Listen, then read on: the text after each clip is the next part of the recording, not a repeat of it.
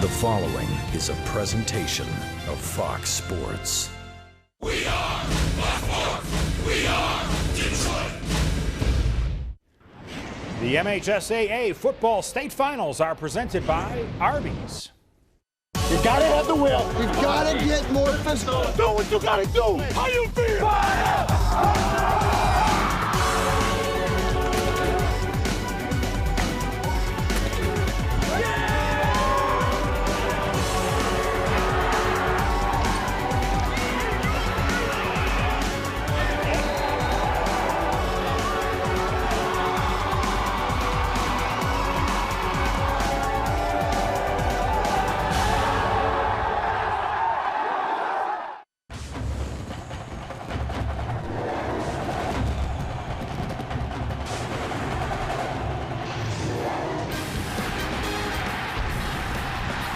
The Shamrocks of Detroit Catholic Central are used to the big stage. For the 15th time now in school history, they will play for a state championship. Last year, they came up short. The walk from Cass Tech to Ford Field was sweet for the technicians. In a blowout win over the Shamrocks, now they hope to boast back-to-back state crowns, and they'll try and do it in the Division I state championship game, and only here on Fox Sports Detroit. Hi, everybody. Alongside my partner, former Lions tight end Rob Rubick, I'm Matt Shepard. Listen, it was an emotional game last year. It's been an emotional season for the Shamrocks all season long. This is the game they wanted. But, Rob, that only takes you so far, right? Yeah, you can talk about revenge if you're a DCC faithful, but the bottom line, it comes to talent, especially the Division I level. You're going to see a lot of talent on the field for the opposite team. The technicians have a lot of athletes. They get them in space. They can hurt you. So Cass Tech, don't worry about last year. Take care of business this year. In high school football, your best players play on both sides of the ball. I should say. Never has that been more evident by Anthony D'Arcangelo for Catholic Central. You know, Matt, and this was set up perfectly by Tom Mack. He's got the type of offensive line that this running back, Anthony D'Arcangelo, can thrive in. It's a big line. It creates seams, and he's a banger. He can take it upfield, he can bounce, and he has a nose for the end zone. That's what I like about this young man. He's a finisher. Not all backs have that ability, but he's strong enough and fast enough that you can hang your hat on him, and he's going to deliver. Tough not to like a kid who plays like this day in and day out, but he didn't like the results from a year ago because J. Rue Campbell sparkled as a freshman. You know, you're coming into this game, and if you're the Catholic Central Shamrocks, you're saying, let's get at the quarterback. Let's rattle him. He's only a sophomore. The problem is he was here last year as a freshman. As you said, Matt, this kid has all the physical tools you need. He can throw the long ball. He can throw the short ball. He's accurate. He can move in the pocket. What CC has to do is what they did not do last year in order to get a win here today. They got to pressure him with 4 or 5 people. We saw Orchard Lake St. Mary's do this early in the year, but if you don't do that, that's what he's going to do. He's going to laser that ball all over the field. You know what impressed you and I about him a year ago? His poise, his control, and he is just as poised and under control this year as the technicians seek a second straight championship game. You think they're nervous? No way. They're just chilling and ready to roll. The Division I state championship game is next when we come back after this. All right, Mickey, thank you, and we're looking forward to this one just like we were a year ago. A year ago, it was 49-13 in favor of Cass Tech. Tom Mack is hoping to turn the tables on Thomas Wilcher's club. Let's join the third member of our broadcast team today, Shannon Hogan. Hi, Shannon. Hi, you guys. This is one of the most anticipated matchups of the whole weekend, the Division I state final, and it is a rematch. So all of the student populations for both CC and Cass Tech, along with their alumni, have been talking about this game for the past week, all over Twitter as well. So we want to let you know at home, if you're watching this and you want to get a part of the conversation, for Cass Tech, it's going to be #GoTechnicians, and for CC, Go Shamrocks. They're already chanting here. They are so distracting, these CC boys. I'm sorry, I can't help it, you guys. Well, you're distracting too, you know. You've got that bright pink smile and a bright pink coat as well. Look at, they all want to talk to Shannon Hogan, right? Look at them. They love Shannon. So does Fox Sports Detroit. John Malone is back to receive for the Shamrocks of Catholic Central, because Cass Tech won the coin flip and decided to defer to the second half, and the Shamrocks will receive, obviously. Zach Bach is also back there with Malone.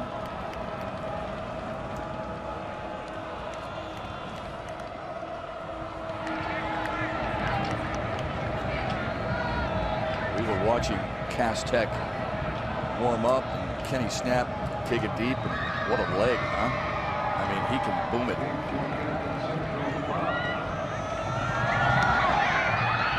Although this one's really short. Bach from inside the 10. Fake the reverse. Got to the 30-yard line.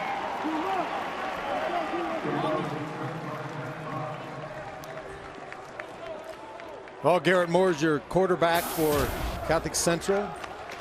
You got to like the way he can move inside. He has a good feel in the pocket. A born leader, Matt. They just, Coach Matt couldn't say enough about his skills. And a decision maker in the sense that he's never going to put your team in a bad situation when he's allowed to audible, and when he throws the ball down the field, very rarely will throw it into coverage. And a big kid too, 6'4", 200 pounds. And right away they start on the ground with David Houle.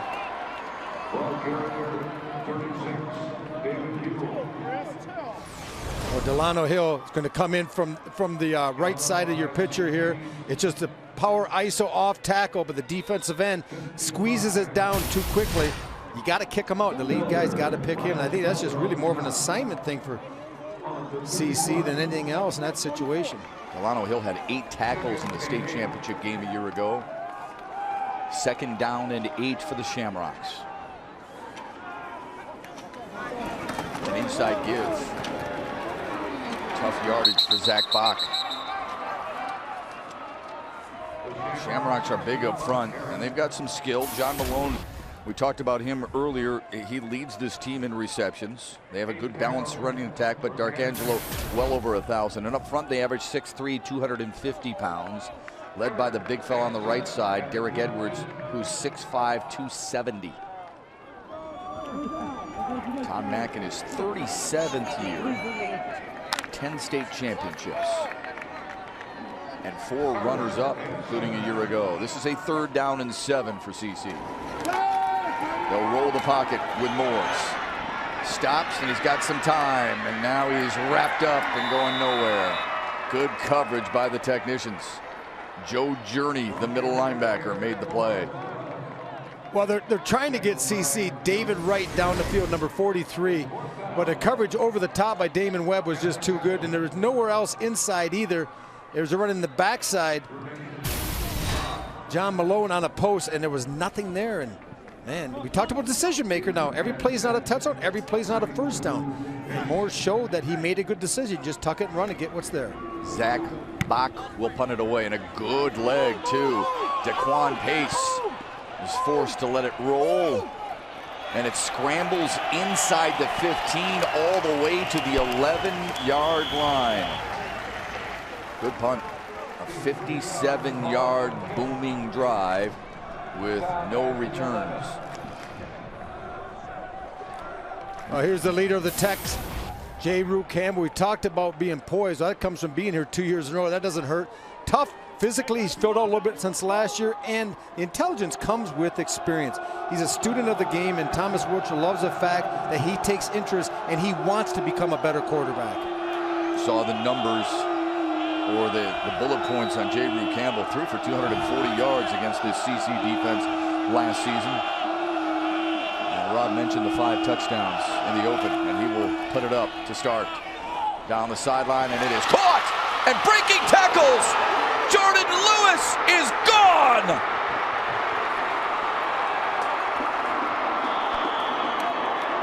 Statement made from 89 yards away. Well, Jordan Lewis is going to be split wide to the left. He's on the high side. Let it run.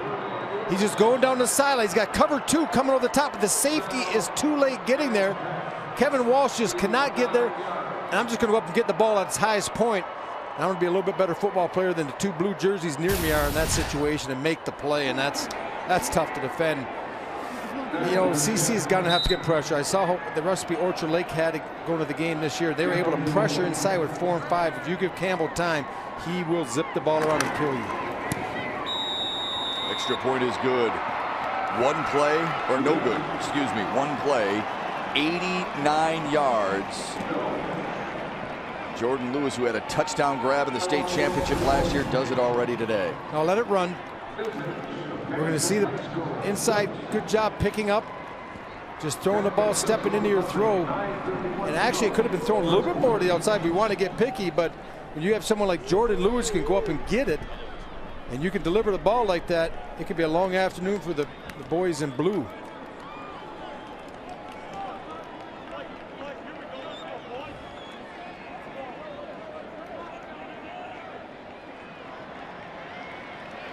And look at celebrating a little bit early on. Jordan Lewis, no, it's he's got to be thinking right now, not again. Yeah. Because this is what we saw last year, big play after big play by the technicians. And this is a very talented team, and sometimes the only thing that can slow this team down is the weather. But playing at home, and this is a home game basically for the technicians. And J. Rue Campbell, 2 state championship, 1 game in a couple minutes, 6 touchdown passes to his credit. 13 seconds in to their first offensive possession. John Malone trying to get to the outside. Turned the corner and got to the 20-yard line.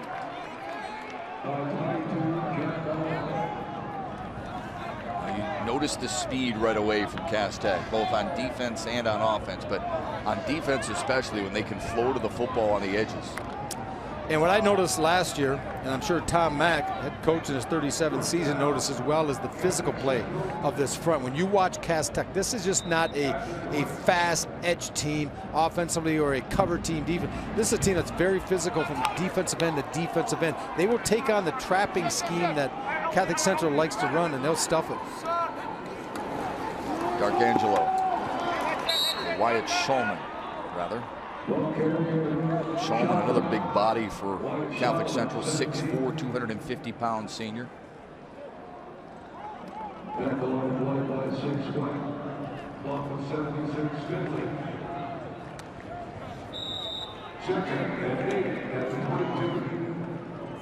Good look at Deion Drake and the scars on his helmet, just a junior. Tough hombre inside, 2nd down and 8. Moores wants to throw, does, and it's incomplete. Garrett Moores right now has got to be saying, you know, there's got to be something better than this. I'm rolling out here on a play action on the 2nd down and 8. You'd think there'd be a little bit of room in the secondary to find someone, but the coverage was tight, nowhere to put the ball. And once again, he just throws it out of bounds, avoids a sack, and lines up for a 3rd down and 8. And this plays right into Cass Tech's hands.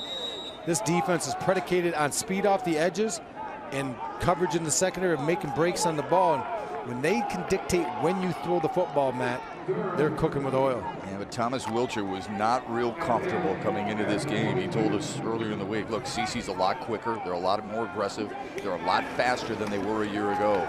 Moores on a deep drop and a big arm down the sideline. Has a man into Cass Tech territory.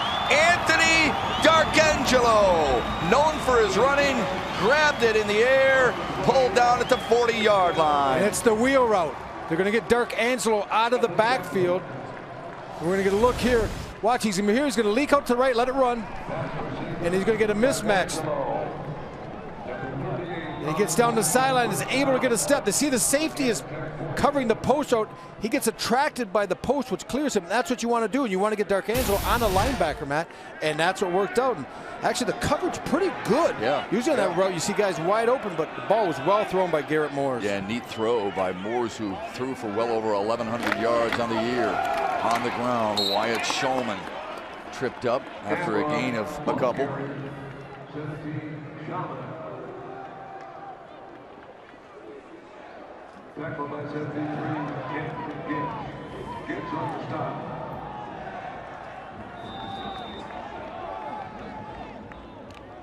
Moore's just hustling to the sideline to give CC a different look now.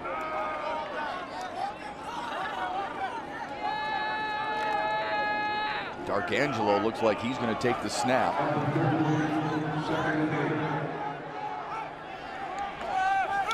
Brings a man in motion. And fumble! And it's scooped up! Kenton Gibbs is gone! Back-to-back huge plays for the technicians.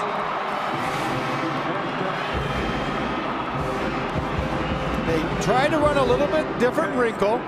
They're going to run the jet sweep and a little bit of the read off the jet sweep. And It's going to be a direct snap. Anthony D'Arcangelo is going to be the quarterback. We're going to take a look here. As he puts it in the pocket of Zach Bach, he doesn't pull up. Looks like he wants to give it, because when the one hand goes in there, that usually means you're going to give it. Bach never gets the exchange. The ball is sitting there like a Christmas gift 2 days beforehand. And it was open. Bach looked like he was looking back as if to say, D'Arcangelo still has it, right? Not the case. Oh, that's a horrible feeling, too. Yeah. I'll tell you, Rob, sometimes that's because of gloves. When kids wear gloves the way they do, and so many things, it can be really difficult to have a feel for the football. Flag on the play, but with 7:25 left, Cass Tech with a massive play offensively and an even bigger play by the big fella inside defensively. As he scooped up that fumble and rumbled his way, as my partner would say, big boy rolling. And the big boy was rolling. He was picking up speed. It was all downhill for big number 73, Kenton Gibbs, that time. We had a procedure call on the first extra point attempt, Shep, so we're going to get a little do-over here for Cass Tech.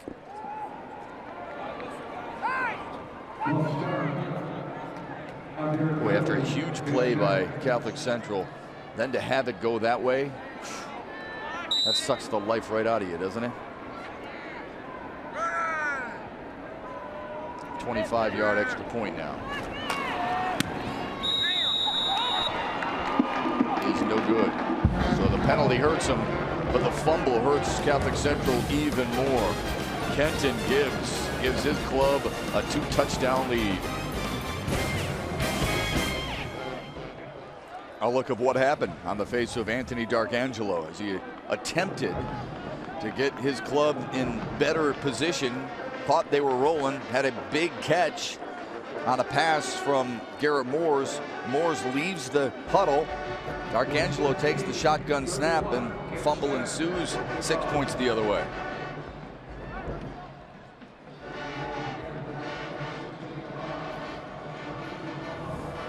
Stunning start for the Shamrocks.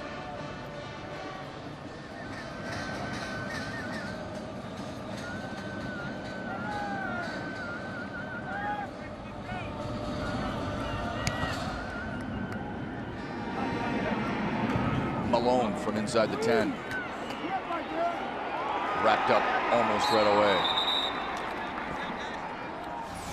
We'll get one more look at it. It's going to be a direct snap to D'Arcangelo. Watch the jet motion come underneath. It looks to me as he's reading the defensive end. He wants to give the ball to Bach. Bach wasn't quite ready to receive it, and that's a problem when you put people in positions that they're not used to being, Matt.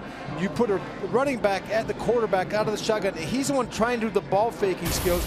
And if you haven't run this entire season, now if they've shown this the entire season and they've run this play 20 or 30 times, then really it falls on the two men executing more than it does the system. Hurdling his way to the 25-yard line, David Houle. Last year, had a rushing touchdown against Cass Tech. And 57 yards to boot in that state championship game.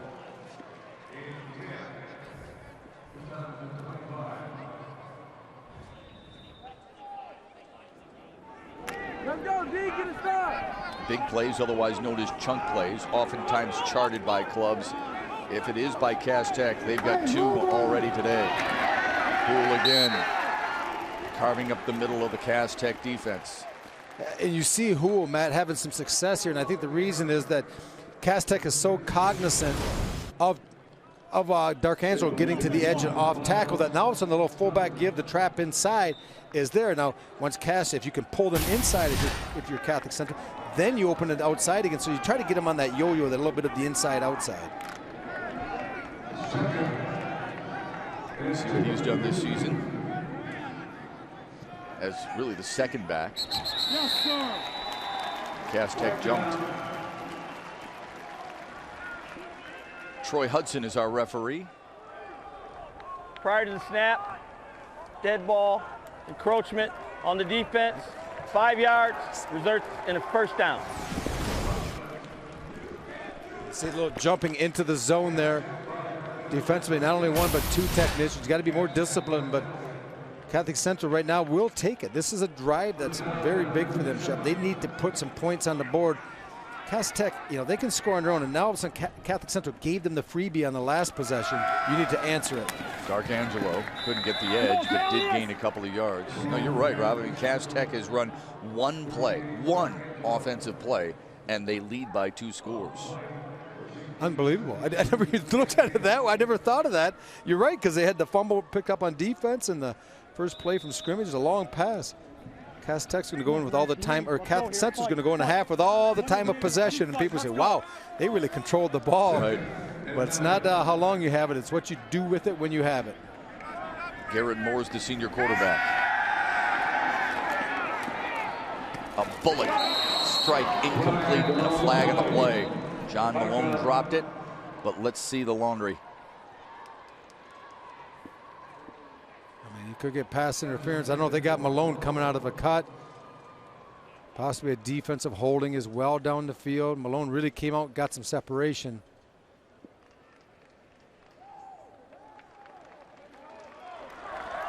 Holding, white defense, 10 yards, results in a first down.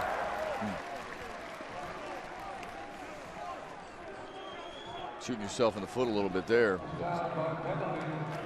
Wasn't even intended for that receiver.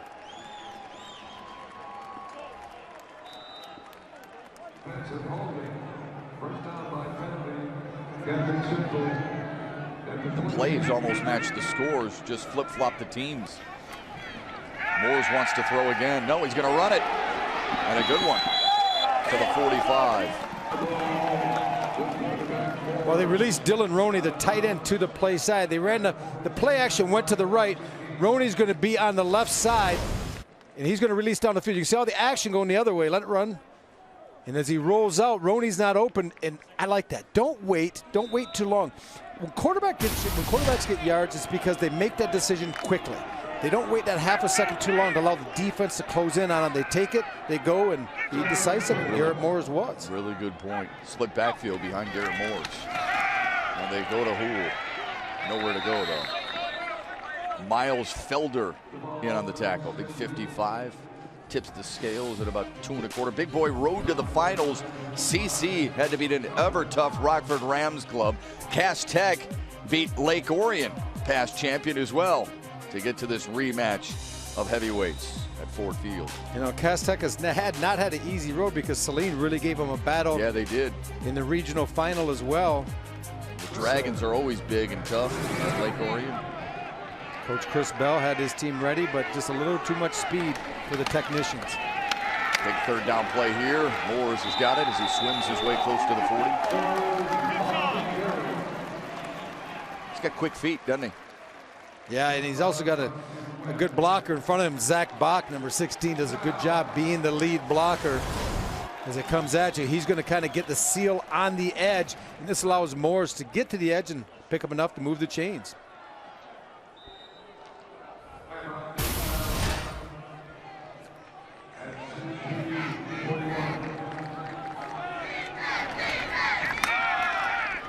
D'Arcangelo, nothing.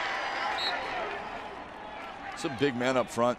Got some guys pushing, shoving, using technique, using their leverage. Let's take a look right here. The left guard's going to pull, trap inside, but watch how you take on the guard trapping. Bam! You just blow it up at the point of attack. You create a pile and allow your teammates to come in.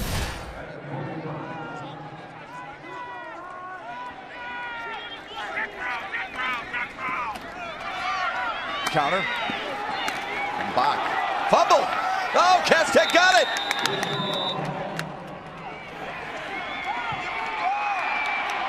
Are you kidding me?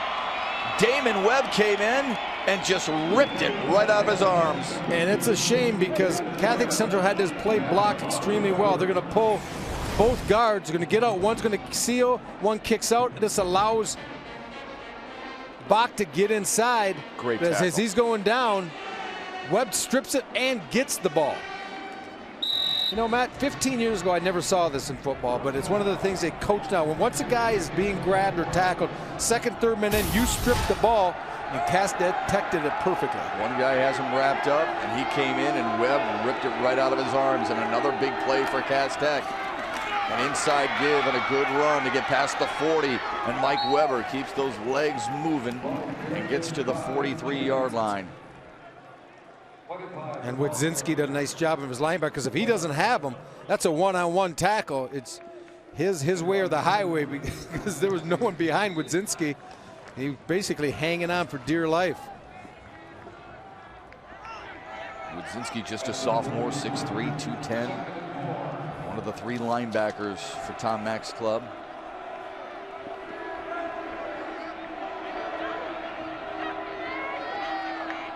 Campbell to throw. Down a seam route, picked off at the 35-yard line. Kevin Walsh back the other way. A flag on the play as he rolls to the 45. Well, we're going to get a better look here. It's going to be right down the middle of the field. A little bit of a grab that time. Sean Burney, number 18, is going to get caught with the grab down the field. Walsh comes and picks the ball off, but it's all going to come back.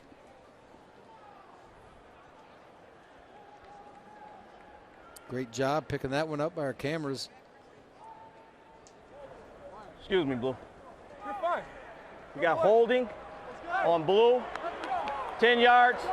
First down. And that's the right call. That's a great call by the back judge picking that one up. Cass Tech just running vert on it to try to get all the guys vertical down the field. That's the first penalty against Catholic Central, but what a big one it is. 4 wide receivers set for J. Rue Campbell.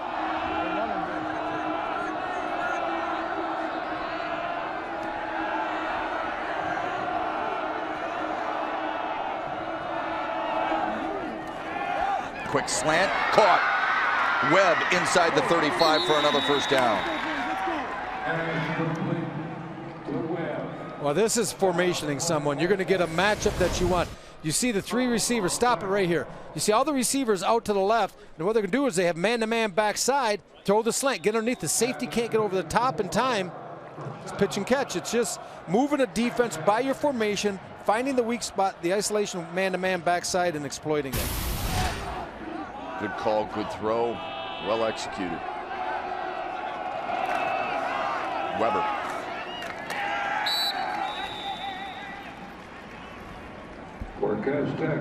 D'Arcangelo in on the tackle.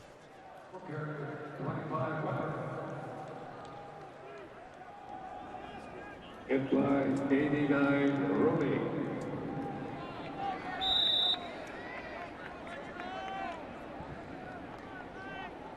Second and 9 at the 33.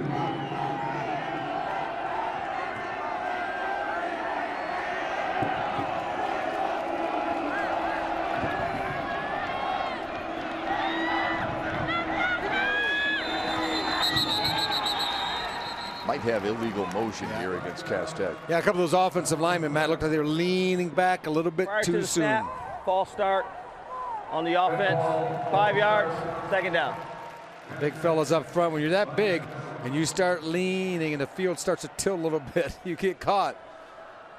And now, you know, with this offense, you don't want to see it, obviously, at any time. If you're Thomas Wilcher, see penalties, but you know you have the ability to pick this up. You can spread the field. You'd like to throw the ball vertically. You have a way of getting your athletes the ball in space. Watch him, you know, he likes to run the clear route. He goes 2-by-2s, Matt. Look for 2 of the guys to clear out and work the underneath with the 2 inside guys. Use your slot receivers and try to get some matchups inside as well. 2nd and 14 doesn't seem to phase J. Rue Campbell and the technicians. That's what they stare at here. 2 wide to the left and right.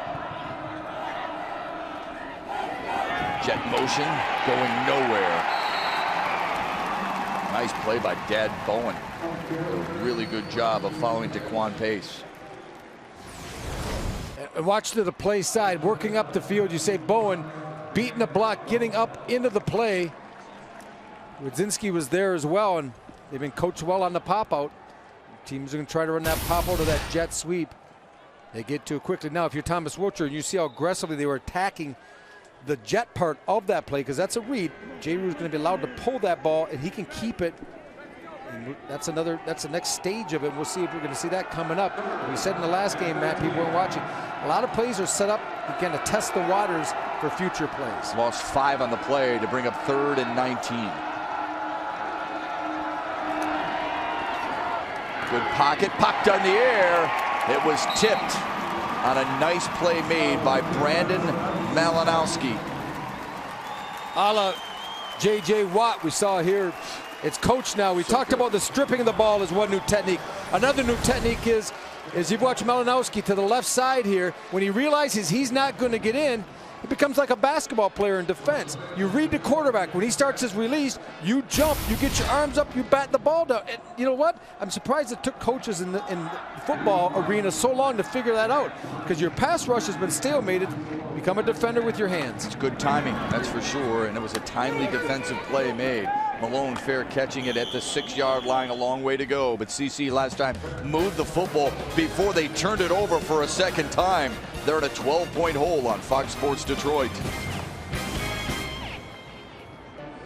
J. Rue Campbell doesn't go many places without his football, and it shows in his play. His club leads 12-0. Catholic Central on the ground. David Houle. Well, they're starting to wear down a little bit up front, Rob Rubik. They're doing a nice job of paving the way. Just at the beginning, kind of chipping away, and now suddenly those big fellas for the Shamrocks are moving the pile the other way, aren't they? Yeah, and they're running it between the tackles. They're not trying to go off tackle with their power game, which we saw a lot last year with the wham play. It seems like they're doing a little bit of a fold block between their guards and center, and they're getting the ball up the field inside, and they're controlling the 2 defensive tackles of Cass Tech. Hurdling his way, stiff-arming his way. Darkangelo to the outside. Oh, he's a tough hombre on the right side. He runs really hard, a la John Riggins. DeJuan Rogers stopped him right there, but CC is telling everybody in this arena, we're not going to go quietly if we go at all. A pickup of 24 to end the first quarter. But Cass Tech has used big plays, a 98-yard touchdown toss, a 58 fumble recovery, and they lead 12-zip on Fox Sports Detroit. Welcome back to Ford Field. Well, after last year's state final game here in the Division I final between Cass Tech and CC said they thought about that game all year long. Anthony Darkangelo, just one of the guys that said tonight they're hoping for revenge.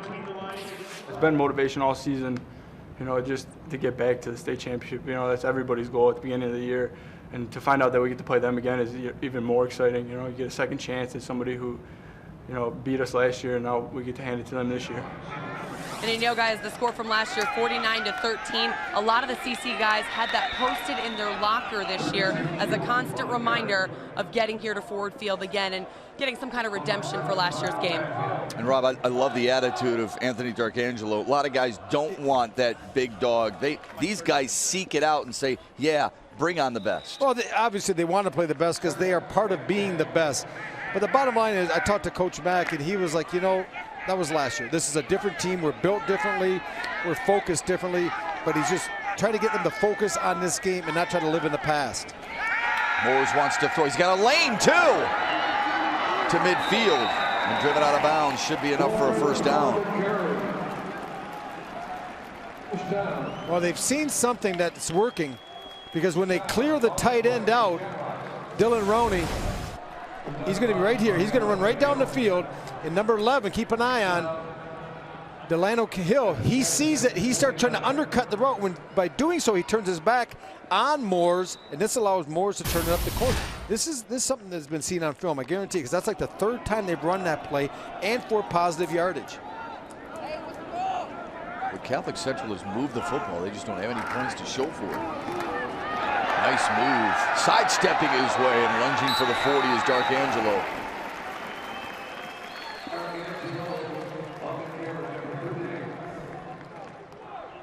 Yards almost even.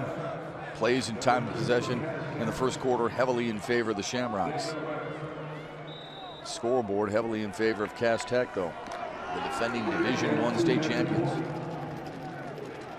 But this game has a different feel than the one last year. You're right. Poole. Yards after carry. People, you look at Yak, yards after catch for receivers.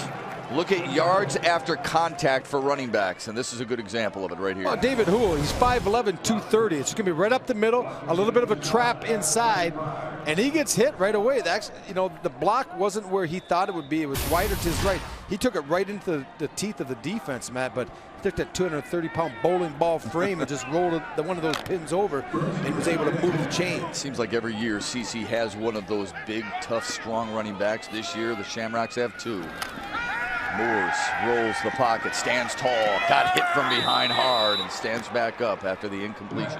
Wow, and that was an ill-advised pass by Garrett Moores. That time, two of the technicians were in coverage underneath where he was trying to go with the ball. There was just nothing down the field. You know, you're looking at Garrett Moores. We're going to get a look here. He's looking. He's got time. He's got time. He decides to throw. We said he was a good decision maker, and that was maybe a bad decision hanging on so long because he took a smucking. But where he threw the ball, Matt, there were a couple of the technicians in the area, almost had an interception. You got to realize, just throw it away, live to fight another day. Well, you get the sense that that clock in his head was just ticking, saying, I got to get rid of this because I know pressure's coming. This is the 8th play of the drive and the 2nd pass of the drive. Pressure comes, tries to get rid of it and does. A wise move on the part of the CC quarterback. Good pressure by Delano Hill. That looks like that should be intentional grounding. I don't know who he was throwing the ball to, but once again, I know there's no one down the field, and this is why. Look at the coverage inside. I know Bach believes he's open, but he's not, and the pressure's coming. Garrett Moore's a big, strong kid, able to fight off the first one and just throw the ball away. And actually, it ends up, it just wasn't intentional grounding, it ends up being a really good play because it still keeps you in a 3rd and 10 situation. I think, Matt, if I'm calling the plays here, you have 2 plays to get 10 yards because you're on the plus 34.5 yard line. This is 4-down territory.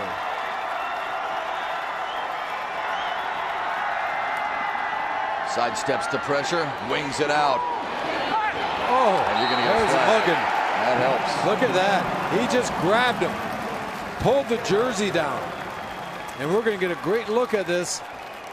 Zach Bach going for the play right here in the slot. He's going to run a real wheel route. He goes aside, turns down the field, and Aaron Enix, at the last minute, you know, and if Aaron knew where if he had a little bit better field awareness, they're out of bounds. That's not going to be a catchable ball anyways. But high school does not matter if it's catchable, Matt. But I'm just saying he wasn't going to be able to make the catch and keep his feet in bounds. A little bit of panic falls into you as a coverage person when you lose sight of the ball. And Enix probably thought he was maybe saving a touchdown by doing so. Yeah. See, Thomas Wiltshire, good teaching moment right there, folks. Coach brings him over, taps him on the head, tells him what he did wrong, tells him he'll get another shot. But in the meantime, CC's shot at getting on the board remains alive. 1st and 10 from the 20. If you're CC and you're calling the plays, you have to be a little bit concerned. Not a lot of guys running free in that secondary, which means you're going to be a little one-dimensional. You're going to have to pound the ball. They do. Darkangelo couldn't break a 2nd tackle. William White rather, made the tackle. He's their leading tackler for the technicians. 10-2 on the year. Catholic Central 9-4 on the season.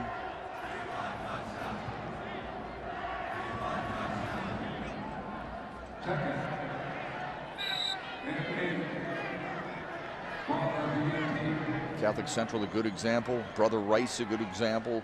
All you need to do is get to this point, and you have a chance. Warriors won their 8th state championship yesterday, and they had 4 losses. 2nd down and 8. Moores stops, throws, batted down. Right back to Moores. He'll run with it and get back to the line of scrimmage or so.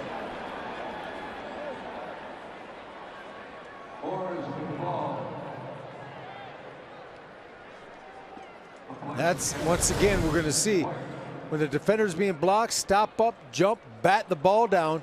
And Joe Journey does just that. It goes right back to Moores. Probably, you know, second hindsight, he'd probably just bat it down next time. He ends up losing a little bit on the play. But it's one of those reflexive, you know, things where the ball's hit, batted back at you as an athlete, you grab it, you try to make something happen. Well, you and I watch a lot of football together, and you see quarterbacks starting to throw more and more sidearm. There's a reason for that. Absolutely. You pick lanes, and that would have been a good example right there of trying to find an open lane with a slingshot throw.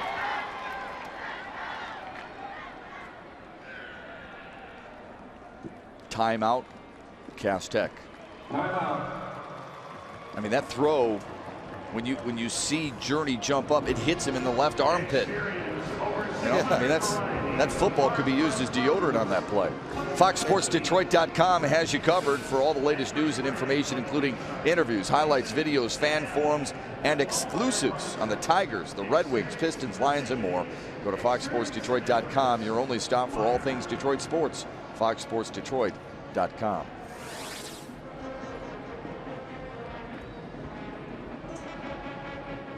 Cass Tech admittedly had some letdowns this year. That's what Thomas Wilcher told us earlier in the week. Look, we had a letdown against Orchard Lake St. Mary's. We had a letdown against King. But sometimes it takes a little while to get to know the personalities and get them to click, get them to understand what it takes to win. Remember, Thomas Wilcher had 10 guys or so returning from last year's state championship club, but most were subs. They were non-starters, so they really never knew how hard it was to get ready as a go-to guy. Shamrocks have possessed it a while. They've rolled for a while, but they need to roll the pocket here, and they do. Moore's weaving his way and getting back to the original line of scrimmage. Well, they tried a little bit of a double move pass. They faked the hitch route. They want to get behind the secondary. And we're going to look here. Here's the pump fake on the out, a little out and up. But Cass Tech did not bite on it. We're going to better look here. Watching the slot, Malone a little out. And then they try to get down the field. They fake the slip screen coming back inside the box. Look at the coverage skills. Look at the discipline by Jordan Lewis staying back, keeping everything in front of him.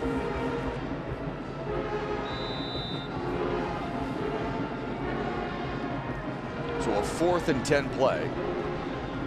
Thought they might kick here in this situation. Instead, take the 3. Catholic Central will take a timeout first.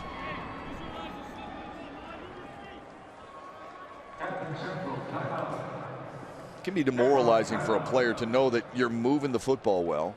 You're doing a good job of picking up yards between the 20s, and yet you have nothing to show for it on the scoreboard. Well, sports officiating isn't easy, and it's not for everybody, but it could be for you. To become a registered high school game official, call or click the Michigan High School Athletic Association. If getting down there between the lines isn't for you, well, you can keep officials in the game by respecting their efforts and their willingness to step up and help kids. One of the important things for officials, a good communicator. We have that again today as we discussed with Thomas Wilcher. And that's good. You always need a good white hat. You know, that he's the one that runs the crew. He's the one that's the ultimate bottom line, and he's the one that kind of coaches and teaches a lot of the other ones. Even in a game like this, they're always communicating, as you said, Matt. Now we're trying to help each other out. So 4th down and 10 for Catholic Central. They went for it once on 4th down last year against Cass Tech and got the necessary yardage. Moore's rolling, throwing, picked off at the 7-yard line. Damon Webb has had a day already. He's caused a fumble, recovered a fumble, and intercepted a Garrett Moore's pass. Well, I think initially he wants to try to get the ball down the field to Sean Burney. You're going to see right here, he's on the go rope. If you're going to throw, you got to let it go. You got to throw that early. If he gets the backside shoulder, as a quarterback, you got to trust that your receiver is going to outfight the defender. Instead, he comes to his secondary receiver, John Malone, underneath, but Webb is there. And I don't really put that all on the shoulders of Garrett Moore's. I think that's a coverage deal, and he's just trying to make a play. He knows the situation, 4th and 10. I'm going to give my guy a chance to make a play. Webb undercuts it, gets the interception, and the drive fills those out. But that's not all on the quarterback's shoulders.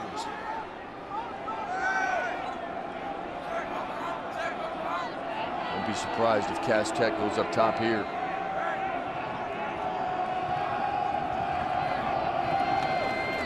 Instead, they'll bounce it to the outside and break a tackle too down the sideline. Deion Drake, big gainer. Give him 20. Well, this is one of those plays where the running back really makes it go. He gets a little bit of help from his offensive line up front. A bad path, coming inside. I think that was Kevin Walsh, number 15, and then Drake just showing some good speed, able to get the edge. Wadzinski could not get him, but is a defensive guy coming from the edge. If you have contained, I'm not sure Walsh did or not, but you got to play outside shoulder of the blocker. You can't try to go underneath the block because that will open up the edge and allow for a big play. Big plays have been the story of the day in this game already. Cass Tech has made more than Catholic Central. Campbell to throw. Tucks it and runs. Down he goes at the 34. Tackle made by David Wodzinski. Quarterback, number 10, Campbell Gary. Tackle by right, 43, 33, Wodzinski. Well, 2nd and 6 coming up. If you're a Catholic Central fan, you got to believe you got a chance now. You think you're looking for a pass, so your secondary should be a little bit more alert. Try to jump into one of those passing lanes, and hopefully J. Rue Campbell makes a poor throw. Averaging 51.5 yards per completion. That's not bad. Drake stuck about 3 yards shy of the first down.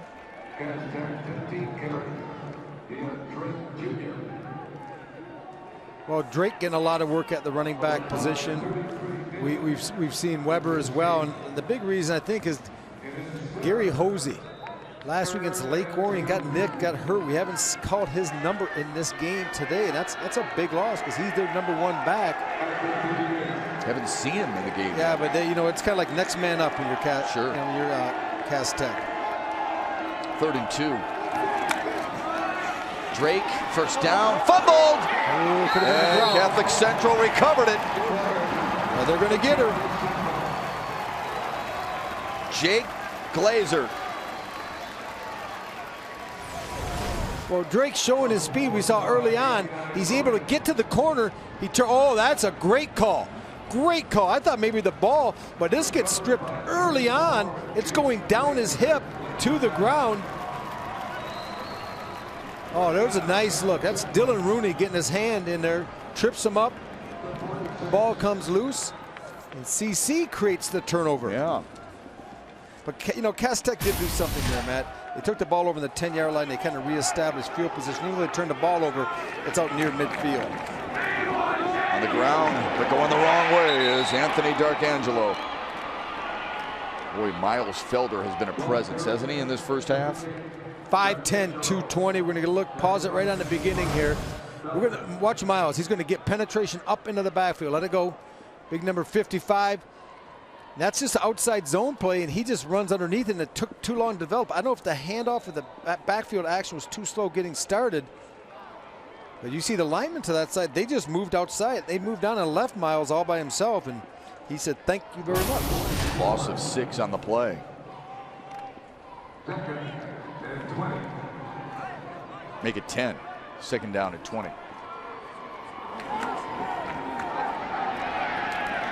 Always cut it up. Got to the 48. Lawrence on the carry, 11 Lawrence. Boy, every yard is earned by Catholic Central, isn't it?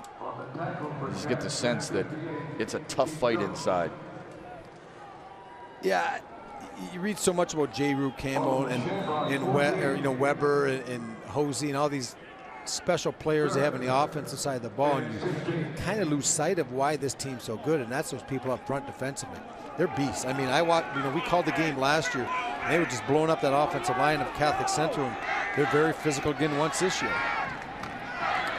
Inside give, Houle, first down. Zach Bach, 16, not 36. Nice job, a little misdirection for the Shamrocks, and they're trying to loosen up that Cass Tech defense. Well, you 25. And you said misdirection, and I got caught a little bit. I wasn't peeking at the guards. I started watching like a fan, and I think Bach's going to come right from the side of the screen, little double inside handoff on the double reverse counter, I guess you would call that, because it's an underneath handoff. Bach, who was on the left side, and well executed. They have been here before. This is David Houle using that big, thick frame of his to muscle inside the 20 before Keith Jones wrapped him up. Really testing Tom Mack's playbook. When a team is being very physical at the point of attack and you're maybe not winning that battle, you have to run some misdirection. You have to try to get them to think otherwise than just playing sound technique. You want them to start chasing And that's a good way to do it, is with some counters and reverses. D'Arcangelo brought down by Hill.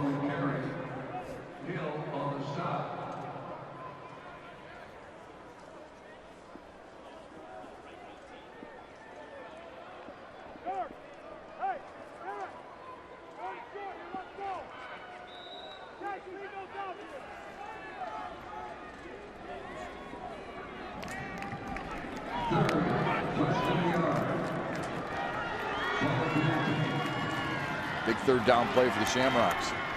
Quick snap, they got it. Cool to the 15.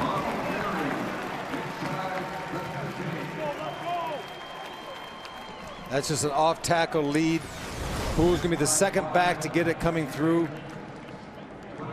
42, Jason Kyle, as he's leading the way. And that's just, it's kind of like just kind of flush it out a little bit. Run everyone through the hole, give him a chance. And who we said earlier, a big back. He's your downhill runner. He's not your home run hitter, but he's a slugger still. Love the way he squares his shoulders. Moores keeps it.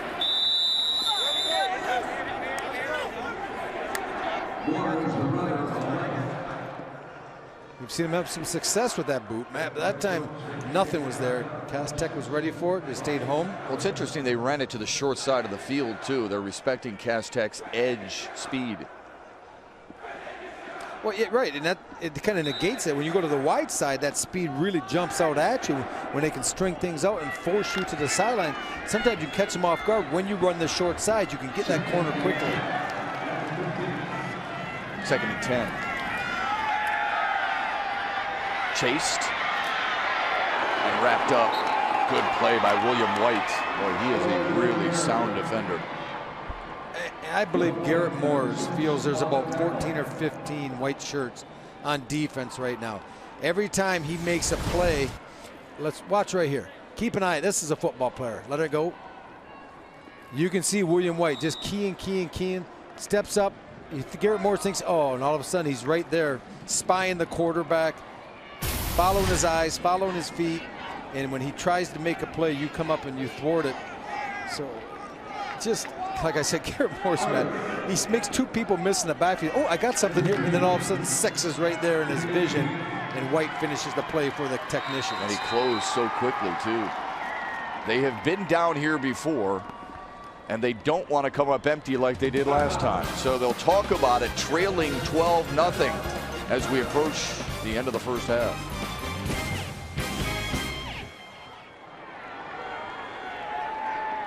Third down and 13 for the Shamrocks. They're down by 12. Pressure comes. Oh, Bach, nice Morris throws it. Touchdown, Catholic Central.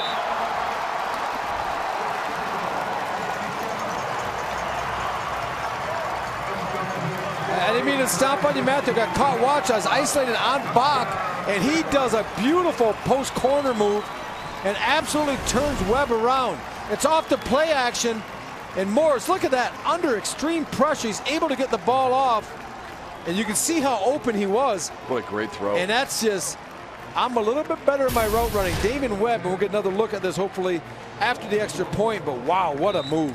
Kevin Walsh holds Garrett Moores for the extra point. And it is through. Well, you talked about being under pressure. Both these teams feel pressure all season long, but this was under duress for Garrett Moores, and he gets his club on the board and pulls them to within 5. So important for your confidence to be able to score when you get inside that red zone. CC's been there a couple of times. They finally got their touchdown. What a play by their senior quarterback, Garrett Moores.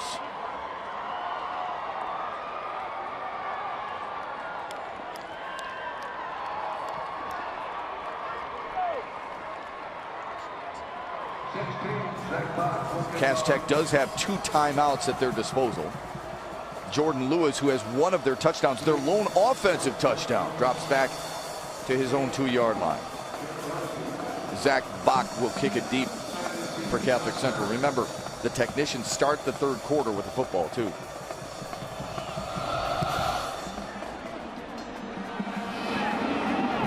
Lewis from the 5. Nice move. Flag on the play, balanced up. And another flag. Flag down.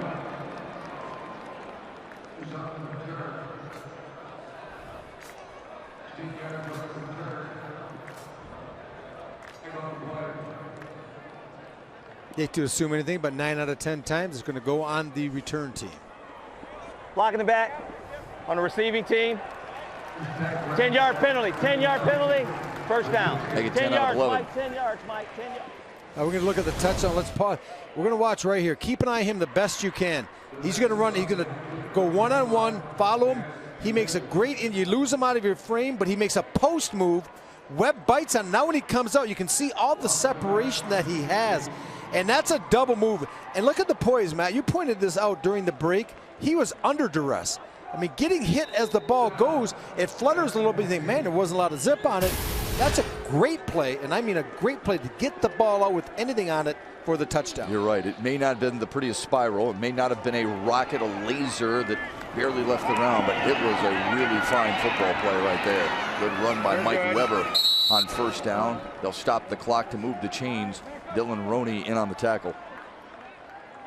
Cass Tech with 2 timeouts remaining. You got to believe that CC is not going to give up the big play here, so there may be some running lanes inside.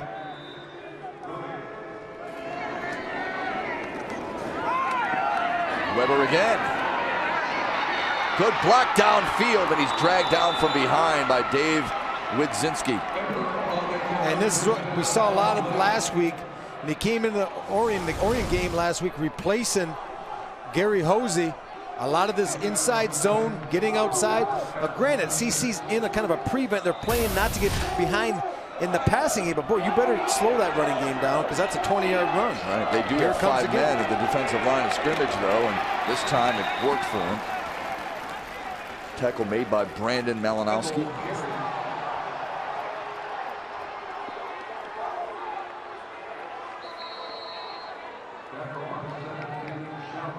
And a timeout for Cass Tech.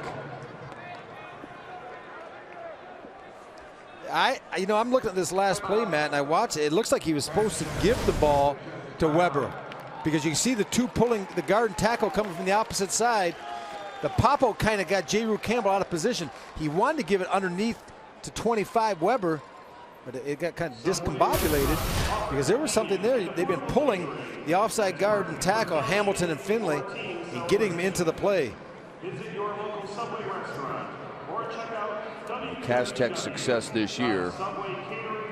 Thomas Wilcher told us the strength of their offense, those big fellows up front, are going to have to start moving that pile on a more consistent basis. Well, they do a pretty good job, but you got to get there. And right from the beginning, this play might have been doomed. You can see him just bobble a little bit, and it gets everything out of rhythm. He can't get it in time, Matt, to give it to Weber underneath on the handoff.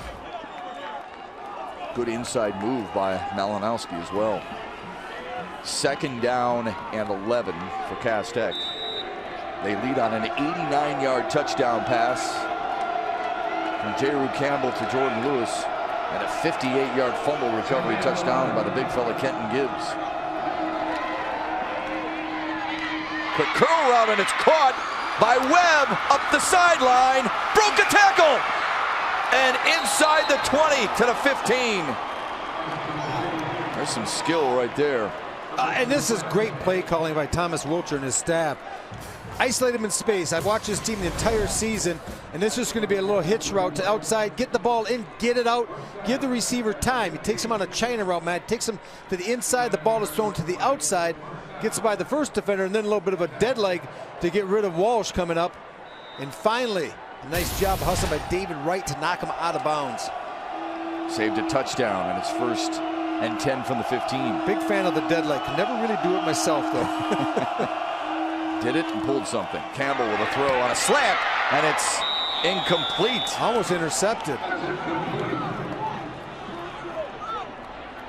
Zach Bach thinks he did intercept it. The ball was thrown low. Yeah, I'm sorry, Matt. The referees are the ones you have to convince, and that they're not convinced he did. And Jordan Lewis went down to get it. I think Bach feels that when Lewis went down, it kind of popped up off his hands, and it went right into his belly. And we're going to look right here. I think it hits the ground. Off the knee, off the ground, up in the box. So a good call by the officials. Once again, excellent officiating over these couple of days. Campbell has all kinds of time, and that's incomplete. You were talking about having to get pressure to him. They have not been able to do that yet today, and yet it's still 12-7. Cass Tech, here's what we have for you at halftime. A talk with both Tom Mack and Thomas Wilcher. A feature you do not want to miss about courage and strength out of River Rouge. And of course, we'll look at the first half highlights and statistics as well. It's one of the better features you'll see. I encourage everyone to stay and watch that. Don't go and get your food at halftime. That's why you have children. Have them go and get it for you. Absolutely. Have them come back with you and watch it. You want to appreciate your parents. You want to appreciate your family. Kids. You want to appreciate what it. you have, people. You watch that feature. My son and I watch it together, and he thanked me for having him watch it. Have a box of Kleenex nearby. Sure does make you appreciate it. It's excellent. And a timeout for Cass Tech. Under a minute to go. Now, we always talk about teams feeling good about themselves, dare I say momentum. Cass Tech trying to regain that a little bit after Catholic Central found their way into the end zone. What does this do for Cass Tech? And conversely, what does it do for Catholic Central if the technicians score here? You know, Matt, we've worked together for a long time, and we can split semantics, momentum, confidence, whatever you want to call it. But I do agree it's there. There's something there. And right now, after Cass Tech goes down, Catholic Central goes down and gets that touchdown, they're feeling pretty confident. We're back in this game 12-7. We gave Cass Tech one touchdown just by us mishandling the football. Now Cass Tech is saying, okay, it's not all a fluke. We're moving the ball on you, and this is what you're going to see in the second half, a lot more of this. So this is really, right now, it's like the challenge has been set by both teams, and who's going to win this last challenge of the half could have a lot to say with how this game finishes.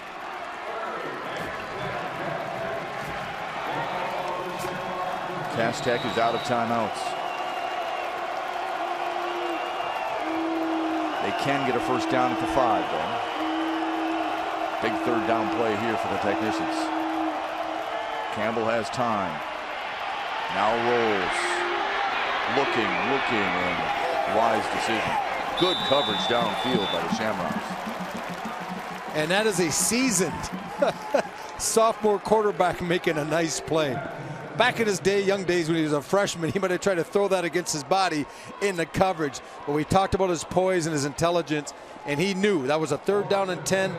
I can just roll out. Nothing was there. Don't turn the ball over. We have an opportunity to possibly get some points. Don't ruin that with an interception. Now, why was that big? It's big because it forces Cass Tech, on the surface anyway, to go for a field goal. Even if they do make it, it's 15-7, and it's a one-possession game.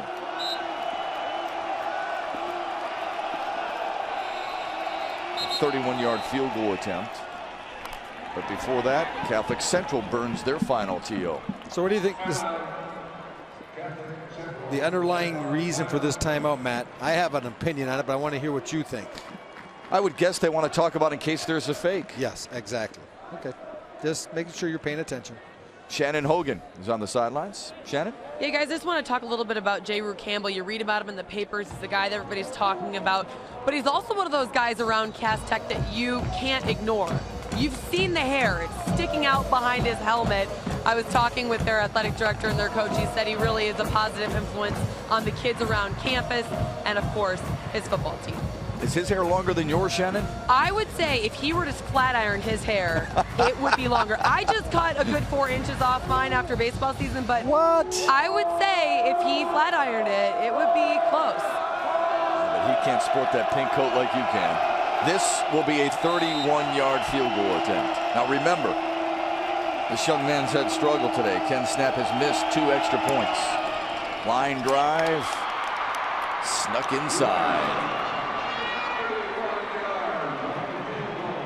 Well, that makes up for a couple bad kicks. Not everything yet, but it's still, as you said, Matt, and that's a good point. It keeps Catholic Center within 1 score and a 2-point conversion.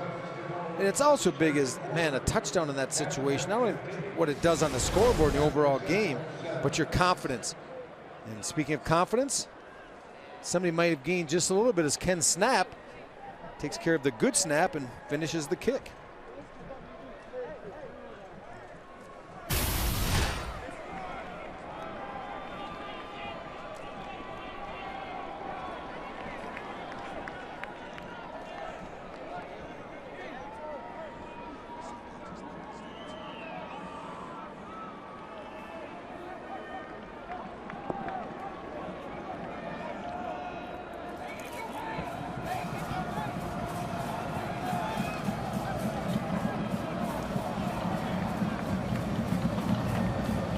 Cass Tech. Quick use of the clock. And it results in the first field goal of the day.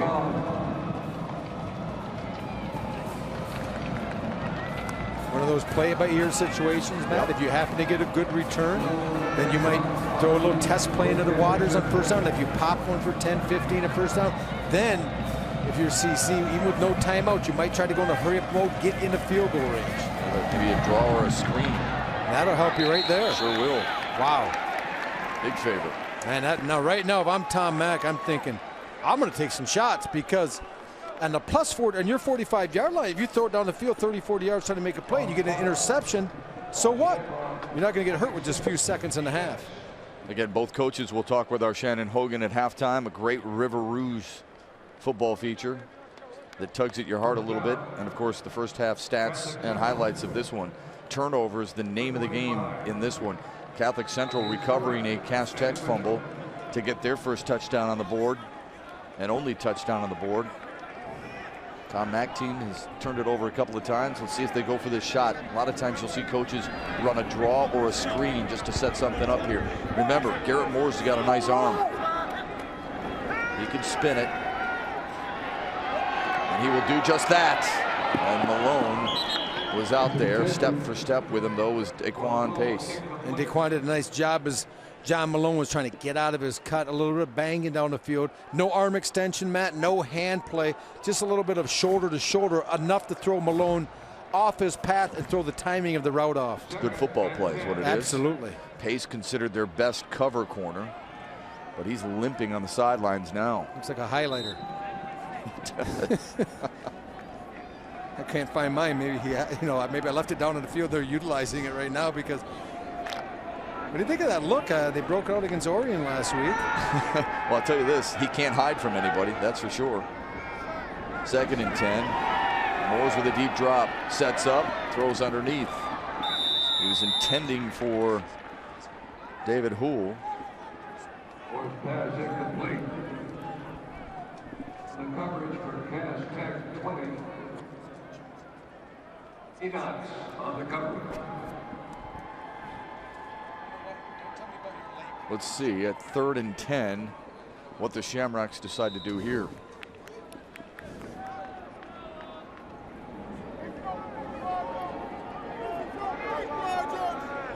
You had mentioned it earlier in the broadcast about there's not a whole lot of guys running wide open because of the cover skills of Cass Tech. Shamrocks bring him in a little closer. Try it on the ground with D'Arcangelo. I don't think about Anthony running out of bounds there, as now it's going to force you into a punt. Sure. It stops the clock. The clock would have ran out. No one has any timeouts remaining.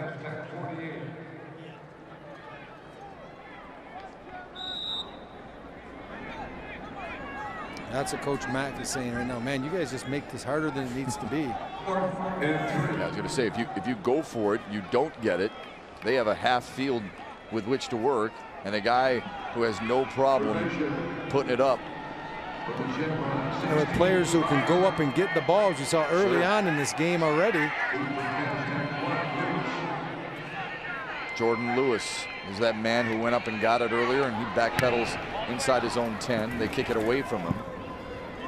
Takes a nice bounce for CC. A great coverage down to the 2-yard line. That is textbook play. Kevin Walsh did a nice job after snapping it, hustling down, and making the recovery. 18 seconds to go in the half. I don't think this is automatic, taking a knee. We saw, was that last night in the game? I'm trying to think when that happened. It was the Brother Rice game. The Brother Rice game, yeah. Where all they had to do was take a knee. We got with Shane Lockenaria, and he went to take the knee, and the ball came. They never got the snap.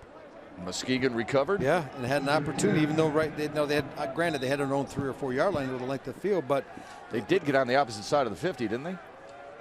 Or close to it. They got close to midfield anyway, from what I can remember. It's a good game, a lot of good games yesterday, and a really good game tournament. It's been the best tournament I've seen in years here, as far as competitive football. Campbell, just a little quarterback sneak, make sure there's no safety, and that should do it for the rest of this half. Well, this is billed as heavyweights, and it has been a heavyweight bout so far, hasn't it? Big fellas up front, scratching and clawing. You've got to earn every single yard. You have to earn every single point.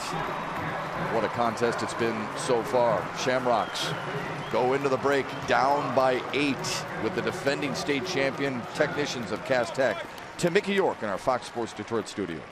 Halftime. It's a great time to look. Defensive battle in the first 24 minutes of this Division I state championship game. A tug of war between Catholic Central and Cass Tech in a rematch of last year's championship that went to the Technicians. We talked about a couple of guys at the outset. Rob Rubik, how have they done so far? Well, I think Anthony D'Arcangelo has been kind of bottled up in the running game. He did have the nice one reception down the field. And J. Rue Campbell with some big total number per passing yards, but a couple big pass plays, but overall, not a lot. But this Cass Tech team overall, not a lot of offensive plays. Catholic Central's been able to possess the ball, but Cass Tech's had the big plays, and that's the reason they're up 15-7. 89 yards on the one play for J. Rue Campbell, but Damon Webb has kind of stole this show. Well, he really has. He gets the big pass play right out of the gate. This one goes to Jordan Lewis, but you're going to see Webb come into the picture here. He makes a guy miss on the side. Malone has no chance. He makes Walsh miss, and then he's finally run out of bounds down the field by David Wright, and then he gets the strip on the fumble. So Webb's come up big offensively and defensively, and then finally you see him step in front and get the pick. So a nice half put together by Damon Webb. No doubt, but Cass Tech could use another one. It's a heavyweight grudge match between CC and Cass Tech. It's an 8-point difference. We start the third when we return.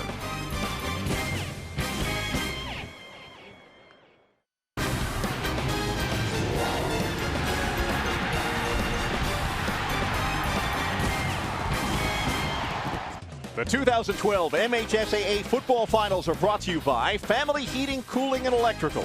Family is not just our name, it's the way we do business. Cass Tech in business, up by 8 at the break over Tom Mack's Catholic Central Shamrocks. The head coach of CC is with Shannon Hogan. Shannon? Coach, can you talk a little bit about Garrett Morris and how you felt like he was able to handle the pressure, because Cass Tech was all over him that first half? Yeah, well, I think he's doing a great job. I mean, we have to do a better job blocking and giving him more time to throw the ball so he can see his receivers break open. But he's handling it very well. He's very positive at halftime and figure out a few more things to do and hope we can get it done in the second half. What was your message to the team at halftime? I think we're in a great position. You know, we just have to stop them right here, and then we get the ball back, take it down, put it in, score, go for 2, tie it up, and then take the game over. So we're pretty fired up. We're ready to go. Sounds like you have it all planned out. Thanks so much, Coach. Good luck. Thank you. Well, what do you think, Rob Rubik? What do you think his message was at halftime? Well, they got to handle that pressure. I think Shannon kind of led them the right direction there. You look at Cass Tech, 3 tackles for loss, 1 sack, 3 quarterback hits on Morrison, on Moore in the first half. So if you're CC, you have to give a little bit more time, and to do that, if you're going to establish the run, get Dark Anthony into the game a little bit more, then you can get the play action off it, and it should help protect him. Defense, very important, obviously. Overall, what are your thoughts on his defense in that first half, knowing full well that one of those touchdowns was not surrendered by his defense, it was surrendered by his offense? They got the first pass play of the game, but you got to realize they're going to hit you with some numbers. They're going to get some chunk plays in the passing game. The key is not to give them points off it. Give them the 20, 30-yard pass, but then make them, use a couple downs, move the ball down the field, and not allow them to get into your end zone. You have to live with it, Shep. It's going to be difficult. When you have that type of potential offensively as Cass Tech does, they're going to make plays. You just have to grin and bear it. Zach Bach will kick it away to start the third quarter. And a good leg. Well, an inspiring speech, no doubt, delivered by Tom Mack and one by Cass Tech defensive coordinator Jermaine Crowell at halftime to his club. Listen in. You had better carry that guy all the way to the ground. Damon Webb, specifically. Because if JD was ready or Quan was ready, I guarantee you I would go ahead and sit you. But they're not ready, so I got to play, which means you got to be on top of your game. You got to take ownership. I don't want you coming to the sideline no more telling me you're bad. Guess what? I already know whose bad it was. Exactly. The coaches know before the players do. I don't want bad, period. Well done by Jermaine Crowell. No relation to the man who used to wear a Lions uniform. Here's Sean Perry trying to get to the outside, wrestled out of bounds at the 24-yard line. David Widzinski, Tom Mack, and CC here. They're used to being in this type of limelight, this type of spotlight. 24 times in the playoffs now. 10 state championships, the last since 2009, the first back in 1979, and a runner-up 4 times, 87, 88, 91, and 2011. Remember, at one point, he won 3 in a row, 01, 02, and 03. 4 wide receivers set for J-Rue Campbell and Cass Tech. Fumbled the snap and falls down on it. Now those can be just drive killers. You talk about penalties killing drives. Also, when you can't handle the ball as a quarterback, the shotgun snap low and to the left, Campbell does actually a pretty good job of stopping it. Then he just can't find the handle, and that's a heads-up play. Get on the ball. Don't turn the ball over here. But now that puts you into a difficult 3rd and 12. See, really just 4 possessions for Cass Tech in that first half. That means CC's not only doing it with their defense, Rob, they're doing it with their offense because they're chewing a lot of clock.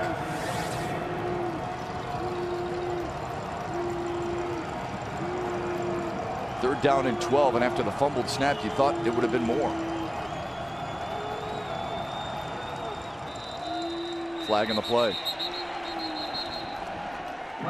Anything delay?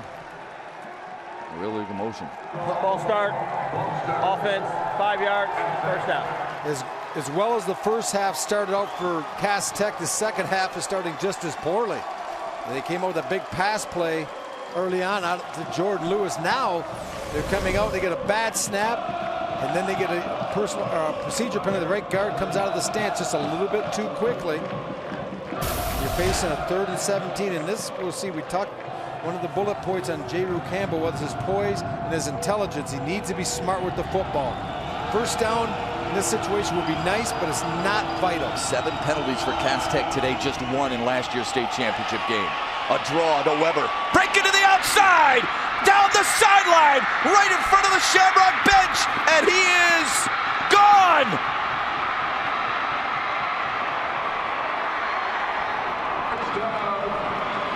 They mark him out at the 30-yard line. He did a little, I'm going to show my age, he did a little Tiny Tim there, tiptoeing through the tulips down the sidelines. And what type of speed. I did not know that Mike Weber possessed this. I'm sure passing situation, run the draw deep in your own end. Weber gets up the middle, then he gets to the sidelines. Oh, yeah, there it was. An excellent call. I tell you what, I never thought I'd tell the officials in my lifetime.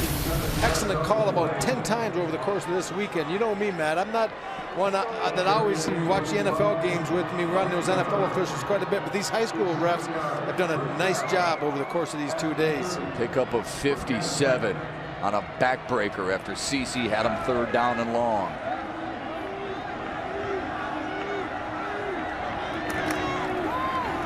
Inside give to Drake. Breaking free. Touchdown! Cass Tech. Wow.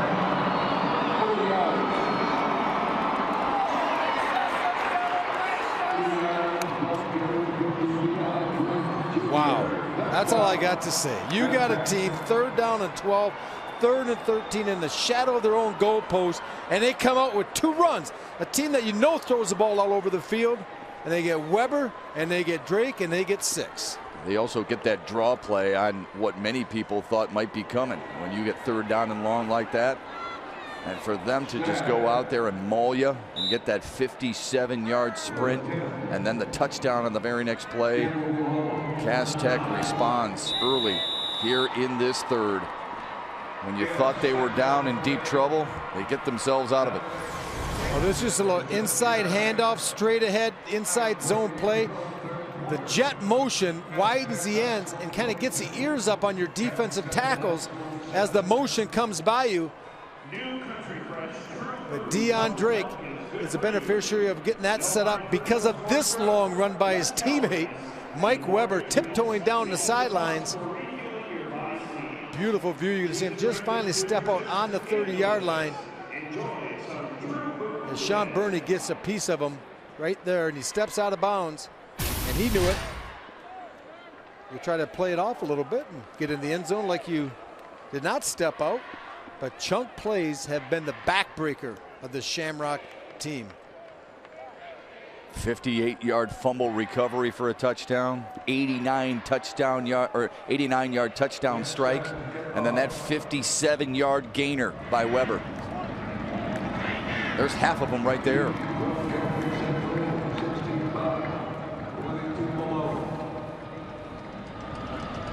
A stunned Shamrock crowd sits at Ford Field, knowing that their club is now down 15.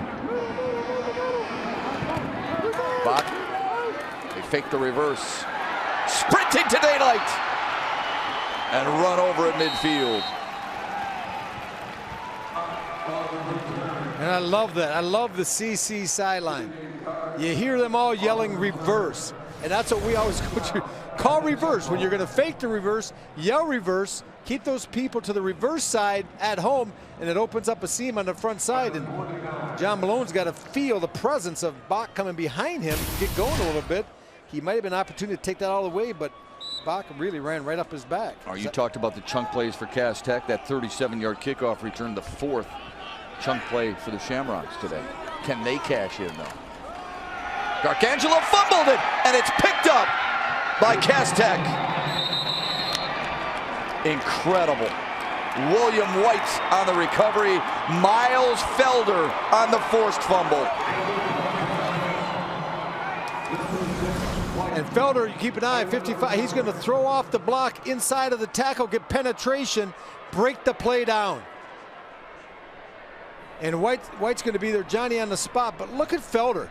Beat the trap block of Spicer trying to pull, gets up the field. And Dark Anthony was not ready at that time receiving the ball for a defender to be there. Felder just knocks it loose. That is the third fumble loss by Catholic Central today. Fourth turnover, third fumble lost. One of them was returned for a touchdown. Campbell wants it all, has a man, but it's short. Jordan Lewis had a step or two.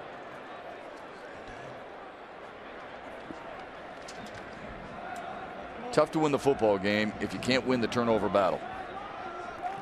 It is, and you come a guy like D'Arcangelo, he gets you here. He runs the ball all year. Your offensive line gets you here. We talked in the open. Now all of a sudden you're having some breakdowns, but those breakdowns, it's not like they're not trying. It's a fact that the guys you're trying to block are pretty good, and they're getting penetration. They're beating you off the ball. But getting back to that last pass, I think both receiver and defender both lost the ball in the lights. No one located that pass from J. Rue Campbell. Rob, Catholic Central only lost 6 fumbles all year. They've lost half that many in one game.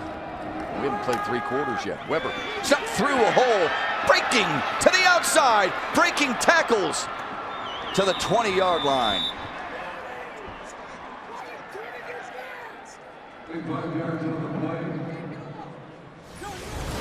We're gonna look here. It's gonna be, you're gonna see some pulling and kicking out on both sides. Offside. This is your counter trade. Let it go.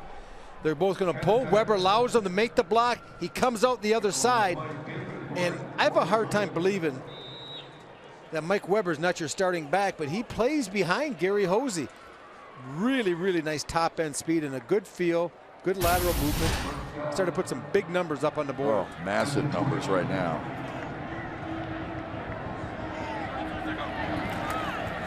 Give it to him again. Cut it up, got inside the 15. Give him 6 on the carry. How about Thomas Wilcher, the head coach of Cass Tech? Spread you out, spread you's going to throw the ball, throws a couple outs. He's like, you know what, we're running it. We're running it well, and that's what we're going to continue to do until you prove that you can stop this running attack. How those numbers grab you. That just shows you what we talked about, chunk plays.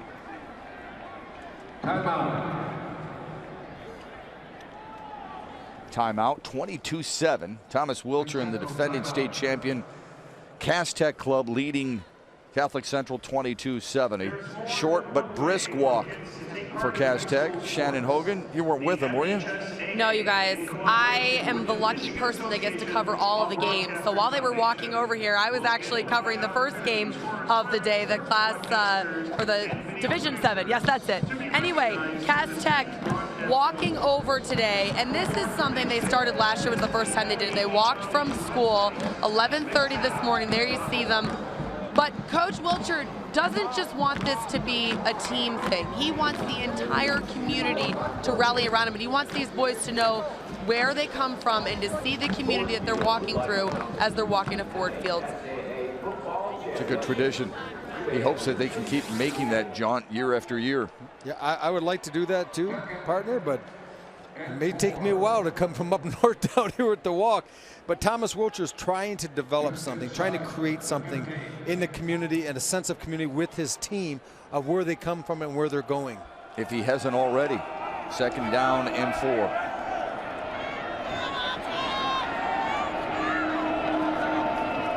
Campbell wants to throw for it. A quick slant. Good defensive play by Malone. John Malone got that left hand in there, timed it perfectly, and knocked it away. Well, J. Rue Campbell just threw a laser into Damon Webb, but Malone just made a better defensive play than the route and catch. This is left on an island. Malone, you can see him stretch out, keeps the hand off the back, reaches across the face of the receiver. Excellent football play. That's textbook. Cover corner on the slant route 101. 3rd down and 4. Weber to the left of Campbell. He's going to workhorse, and we'll get a shot here. Has the 1st down. Man, oh man.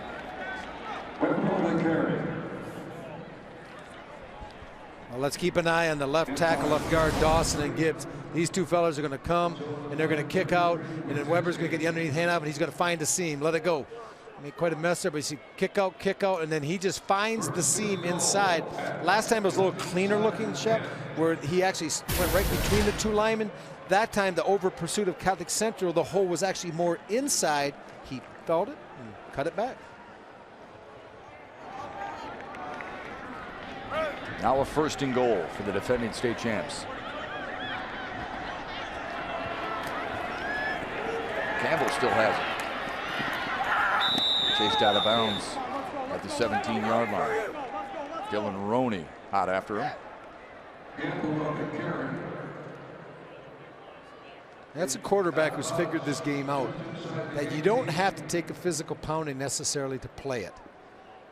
You try to make a play. The play's not there. It starts to break down. Am I going to bang my head and try to run over some defensive end for a yard when it's going to be 2nd and 18 instead of 2nd and 19? Get out of bounds. Stay healthy. Let coach call another play and try to execute this one. 2nd and 18. 2nd and goal from the 18. Weber. Boy, he runs hard, doesn't he? Squeezed it inside the 15 to the 14. Anthony Darkangelo with a tackle. 25, Weber on the carry. Goal line 38, Darkangelo, and 55, Bowen. This could be a big 3rd down stop right here, Rubes, for Catholic Central. They limit Cass Tech to a field goal, and they're down by 18. 3 touchdowns. You know, I mean, otherwise, you know, it's getting away from you. You give up 6 and a 2-point conversion. Suddenly it's 30-7. That's daunting. Campbell rolls. The pocket pressure comes. He got away from it, and it's incomplete. The pressure came from Brandon Malinowski. Last time he went towards out of bounds, I kind of gave him props for just running out, not trying to throw it into a crowd. This time he almost makes a huge error in judgment, throwing back across his body. 3 Shamrocks are going to be near the ball that time. You have Walsh along with Bernie, Wright coming into the picture. So J. Rue Campbell, that's quarterbacking 101. Never roll one way and throw back across your body. The ball has nothing on it. It floats too long, and the pursuit of the defense is coming that way. Good chance to throw an interception. Going for it on 4th down. Slip screen, and it's a nice grab, and inside the 5. Lewis can't crawl his way into the end zone. Well, that was well designed. And well executed. A nice job of the offensive line of Cass Tech, allowing the front of Catholic Central to feel like they're getting pressure. You have to be an actor. Just watch the big guys up front. They're going to let all the pressure come up through. All right, run it. They let him go, but they don't. You never want the defensive lineman to understand that you're letting him through. You have to act and make him think he's beating you, or else he's going to peel off and get into the screen. And look at the athleticism by Lewis going up and catching the ball. We saw that in the first play of the game where he scored a touchdown. Now, doing a good job in the slip screen, but just comes up short. Well, Jordan Lewis is a good-looking receiver, isn't he? That was their first completion in the last 7 tries. Catholic Central moves the pile past the 5 to the 6. Anthony D'Arcangelo on the carry. Last year against Cass Tech, 8 carries, just 24 yards. Well, if you're Catholic Central, you're looking at this saying, wait a minute, we've given up some huge plays. We've had 3 turnovers. And it's a 22-7 game with still 6 minutes to go in the third quarter. So if we can mount a drive, get down the field, and get a touchdown, and that's a big if. I mean, this Cass Tech defense has been strong. All of a sudden, it could be a 1-score game heading into the fourth quarter. D'Arcangelo stops and starts again. Gets to the 11. Needed to get to the 12. You want to hold on to the football because you mentioned 3 turnovers courtesy of fumbles, plus the pick. I mean, you just can't give good teams that many opportunities. You and I have seen it at every level. You can't give bad teams opportunities, let alone a state championship defender. They marked him at the 12, and they gave him the first down. It's 2 hard runs right there by Anthony D'Arcangelo to get out of a very dark place at your own 1-yard line. D'Arcangelo again, holding on and getting to the 16. Well, the Fox Sports Detroit girls race to 100,000 Facebook likes is on. Be sure to like the Fox Sports Detroit girls on Facebook and follow them on Twitter.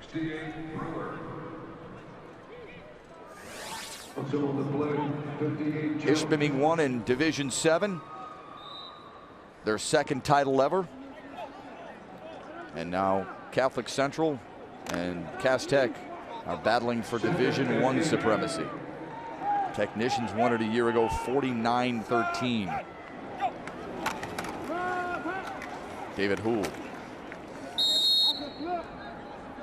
This is a mauling offense by Catholic Central, but they're going to need a big play. Some big plays made by Ishpeming, that's for sure. Eric Kostriva, 240 all-purpose yards and 3 touchdowns. They stunned Detroit Loyola. After this one, Division 5 is up for grabs. And then the late night to cap off our quadruple header here on this Saturday. Orchard Lake St. Mary's and Grand Rapids Christian might be 2 of the best teams in the entire state, no matter what division, Rob. Yeah, and all going to be brought to you tonight on the mothership, Fox Sports. Listen to Houle pads pop, man. David Houle, I mean, he just punishes you as a runner, doesn't he? Yeah, you know, we talked about Anthony D'Arcangelo coming into this game quite a bit, but David Houle has picked up the slack. And he loves it too. Look at him. Sometimes it's what the defense will allow. That is good. That's good snap, stuff. crackle, and pop right there. That's some serial play. I love that. That's what football's all about right there. And he loves it too. He gets right back up, give me the rock again, because I want to hit somebody else again. That's the way this game is. It's a physical game. If you're not ready to get physical, don't play it. Good throw, wide open man for a first down, and another pad pops there. Well, Zach Back might not be as big as David Houle. He's only 5'11", 185, but he can bring it too. And a good job with the play action. We talked about how imperative it is that you establish that run. You start running the ball. You start running the ball. All of a sudden, you caught up this inverted bone look. A little ball fake inside. Bach gets outside, and Zach's wide open. And Garrett Morris gets him the ball early. And now CC, which started in the shadow of their own goalpost on about the 1-yard line, has moved it up to the 39. Pick up of 13 on that pass play. Morris is going to keep it. Look at him get chased down. Boy, good speed. Dion Drake may not have made that tackle. He hemmed him back in, Rob, made him make a move. That's good speed by 15 and White, although he's down right now, holding his knee. Well, once again, Moore is able to get outside on that boot. And you see Drake coming over, and he just kind of plants and kind of buckles underneath him a little bit. Hopefully, I want him to get up. Okay. Yeah, we like watching him play. Let's hope he's all right. They'll look at him. His team leads 22-7. We're winding our way through 3 on Fox Sports Detroit. Well, you hate to see this from any player, but especially as talented a player as Deion Drake. You know what, and we're going to see what happens here. The field turf is much more forgiving than AstroTurf used to be, but Deion right now is making a hustle play, getting over, and his foot's going to get caught in the turf a little bit, and ultimately his knee gets twisted, Matt, so let's hope Deion's okay. We're going to look, keep number 15 in your picture right there. The leg gets kind of caught and twists, and let's hope it's not too severe. He grabbed it right away, too. If this were the Silverdome, if this were played at the Silverdome where they might used be to done playing football. Yeah, that's right. It was brutal. Ball start on the offense. 5 yards, second down. Well, this is a no-brainer. Right guard for CC jumps offside. You got to wait on the count, and that's tough because you have a very successful first down play where you're able to pick up 5 yards, put you in 2nd and 5. Now you're back at a 2nd and 10. Moores will throw for it. Pressure comes. He unloads. And it's popped up in the air and almost intercepted. DeJuan Rogers almost had it. Damon Webb, the man we highlighted at halftime, made the original pass breakup. Well, they're running the play action we talked about coming on 2nd and 10. And Moores lets it go. He takes one more shot. And Michaela, he's deep, but look at the coverage. 2, 3, Webb, Rogers, both in position. Ball bounces around a little bit, and everyone trying to make a second effort to make the play. Boy, 3rd down and 10 now. Remember, this drive started at their own 1 or 2 yard line. If you're Catholic Central, already down 22-7, you'd hate to see it stall after making such progress. Moore steps up into the pocket, unloads on the far side and behind Zach Bach. This is the wheel route they got early on to Dark Angelo. This time they're trying to get Zach Bott down the sideline. They're going to run a post inside. They're just going to run the flat and go down the sidelines. Right, let it go. They're looking for the corner to bite up. Does not in this situation. Rogers stays back, and then I think Zach Bach just locates the ball. He's going kind of with the outside shoulder throw, but ball is incomplete, and CC's forced to punt. It's a good route if the corner bites, but the corner has to cooperate, and he didn't there. DeQuan Pace stands back near his own 20.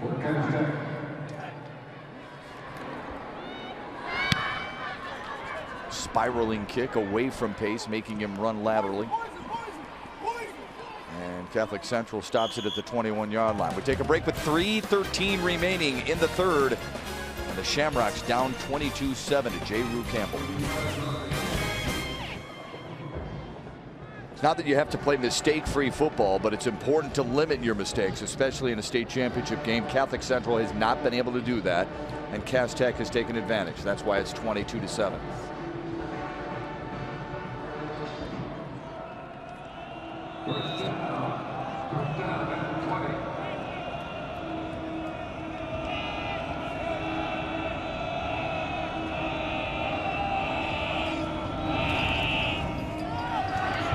Perry breaking tackles, hurdling his way, flag on the play, and finally dropped at the 47-yard line, dropped there by Dan Bowen.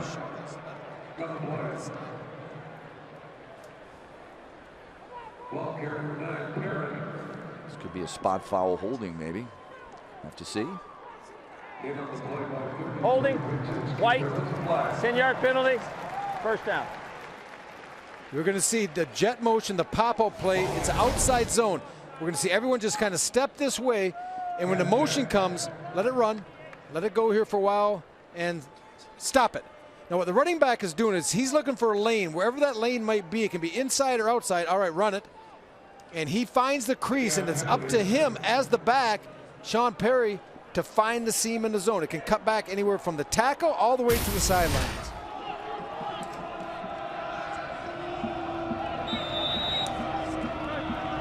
yards, a spot foul. It's 1st and 2, that means.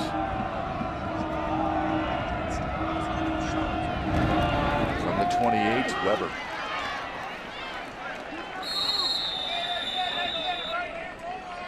Enough for another first down after a pickup of 5.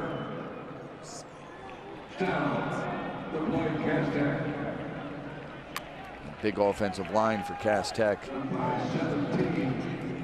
Just the pushing and the pushing and the pushing drains you a little bit if you're a defensive lineman like Wyatt Shawman. We saw that in the last game, partner. If you remember calling the Ishpeming, Detroit Loyola, that huge line of Loyola.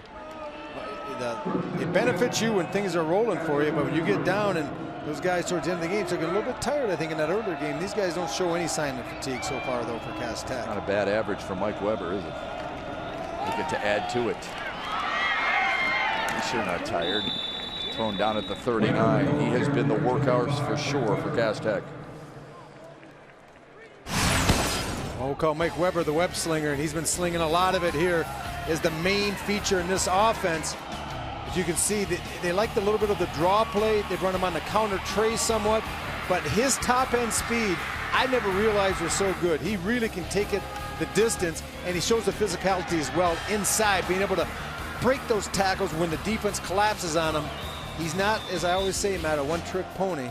He's a very versatile, multi-talented back. I like the way he runs. He seems like he runs forward all the time. There's not much, you know, side to side. It's north and south, and just a sophomore too. Gets the call again.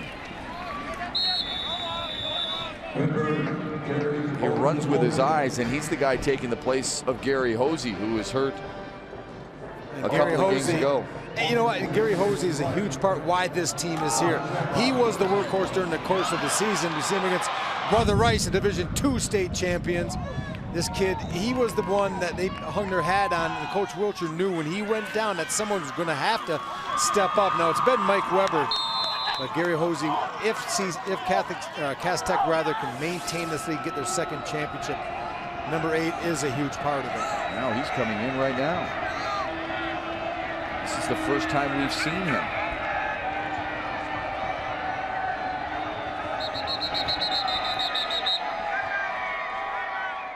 And a timeout for Cass Tech.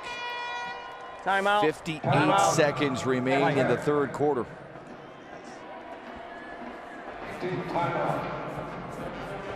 Get new personnel in there. You just want to make sure everything's, all those T's are crossed and the I's dotted. Don't want to take too many negative plays. Not when you're closing in to try and go for the jugular, that's for sure. The broadcast of this game is a copyrighted presentation of the Michigan High School Athletic Association and Fox Sports Detroit. No reproduction, retransmission, or other distribution of the descriptions or accounts of this game may take place without the express written consent of the MHSAA and Fox Sports Detroit.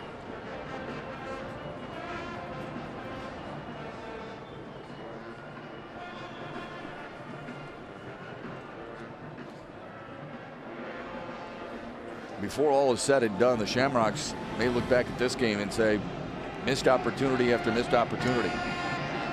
And on the other hand, you have to make your own breaks. Cass Tech has taken advantage of those chances that they've been given. Not every good team does. 3rd and short.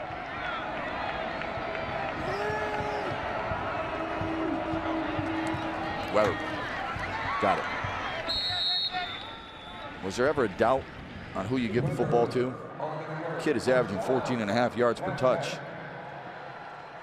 I got a feeling that we're going to see Gary Hosey get at least 1 carry.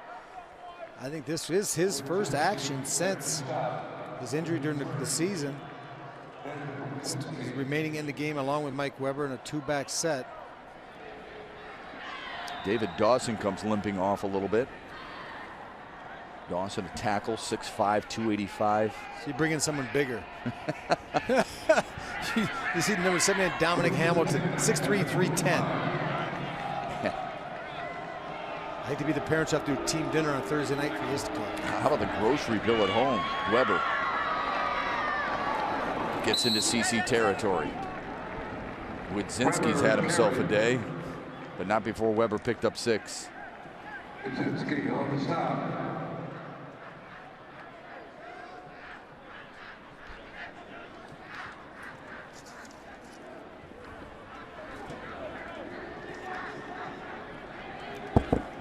We head to the fourth. Cass Tech led 15-7 at the break, so they've pitched a shutout in the third quarter. Can they keep it rolling in the fourth? They are 12 minutes away from their second consecutive state championship at the expense of Tom Mack and CC. A swing and a base hit for Cass Tech so far. The fourth upcoming after this.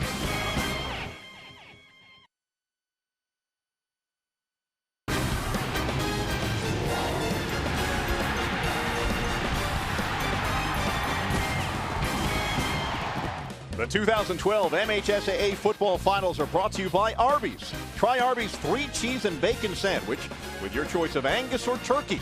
Get yours today. 1 quarter to go in the Division I state championship game, and it's a 2nd down and 3 for the defending state champ, Cass Tech. Technicians, Mike Weber, just shy of the first down, but has another opportunity. Dave Wodzinski in on yet another tackle. Robbie has 13 tackles on this championship Saturday. The sophomore linebacker for CC has played very well.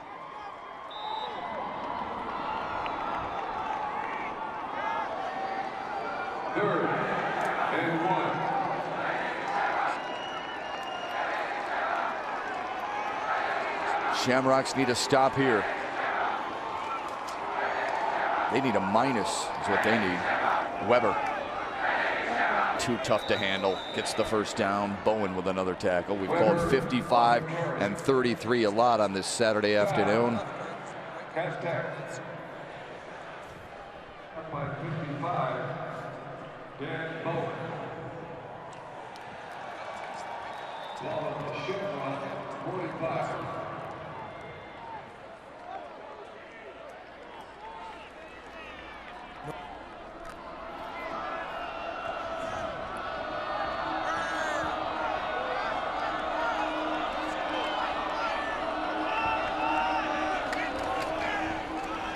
There's Hosey, but he's going nowhere.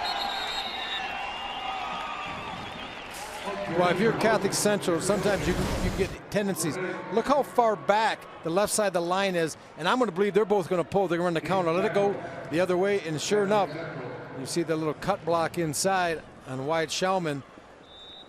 But yeah, you got to, and they've shown this, but it just shows you how good they are. I mean, even defensively, you know where they're coming, and you still can't stop them at times. And how about a little flavor for big David Dawson, huh? Be different. You'll get acknowledged. End around for Sean Perry. Boy, look at the Jets on this kid. He's a burner. Sean Burney knocked him out of bounds, but not before Perry, the junior, picked up 15. And we saw, this is the jet motion with the zone play. And we saw earlier what it cut up. Now this time, he gets it, the block, he sees the edge, he's able to get to the corner. Man, you get a kid that can run like that, you allow him, you don't set the edge defensively. You let that type of speed get it, you're going to see some big numbers put up. Boy, good block by Mike Weber. He got on Dylan Roney and stayed on him just enough to force him inside and give Perry that edge he needed. Kid has done it on the ground, and he's done it blocking too. They'll run it again to the short side of the field. Turned it up, but stepped out of bounds. 25 yards on the carry.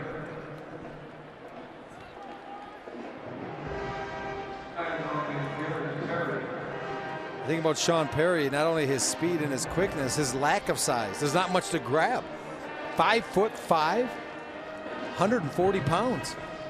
And he has the jets, he has the quicks, the start and stopping capability. And what a change of pace he gives you when you've seen someone like Mike Weber, the bigger body pounding you at 5'10", 190 pounds, and you bring the little scat back and you start running the zone play, the outside zone, he's able to get to the corner.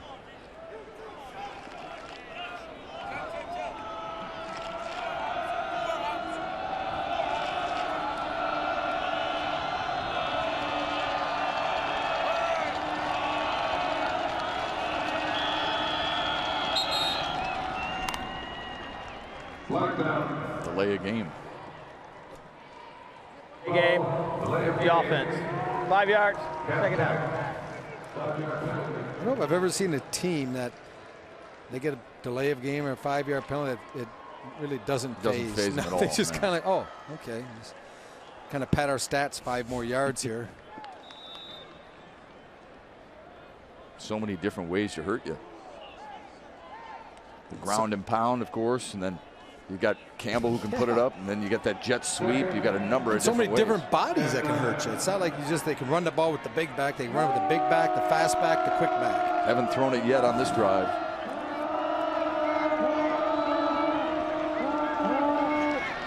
Weber spun around, and he'll take a loss.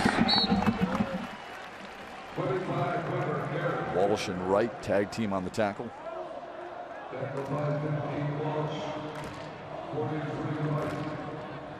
Let's go to Shannon Hogan. Shannon? Hey, yeah, guys, you saw a little bit earlier, Deion Drake Jr. went down. You see him there on the training table.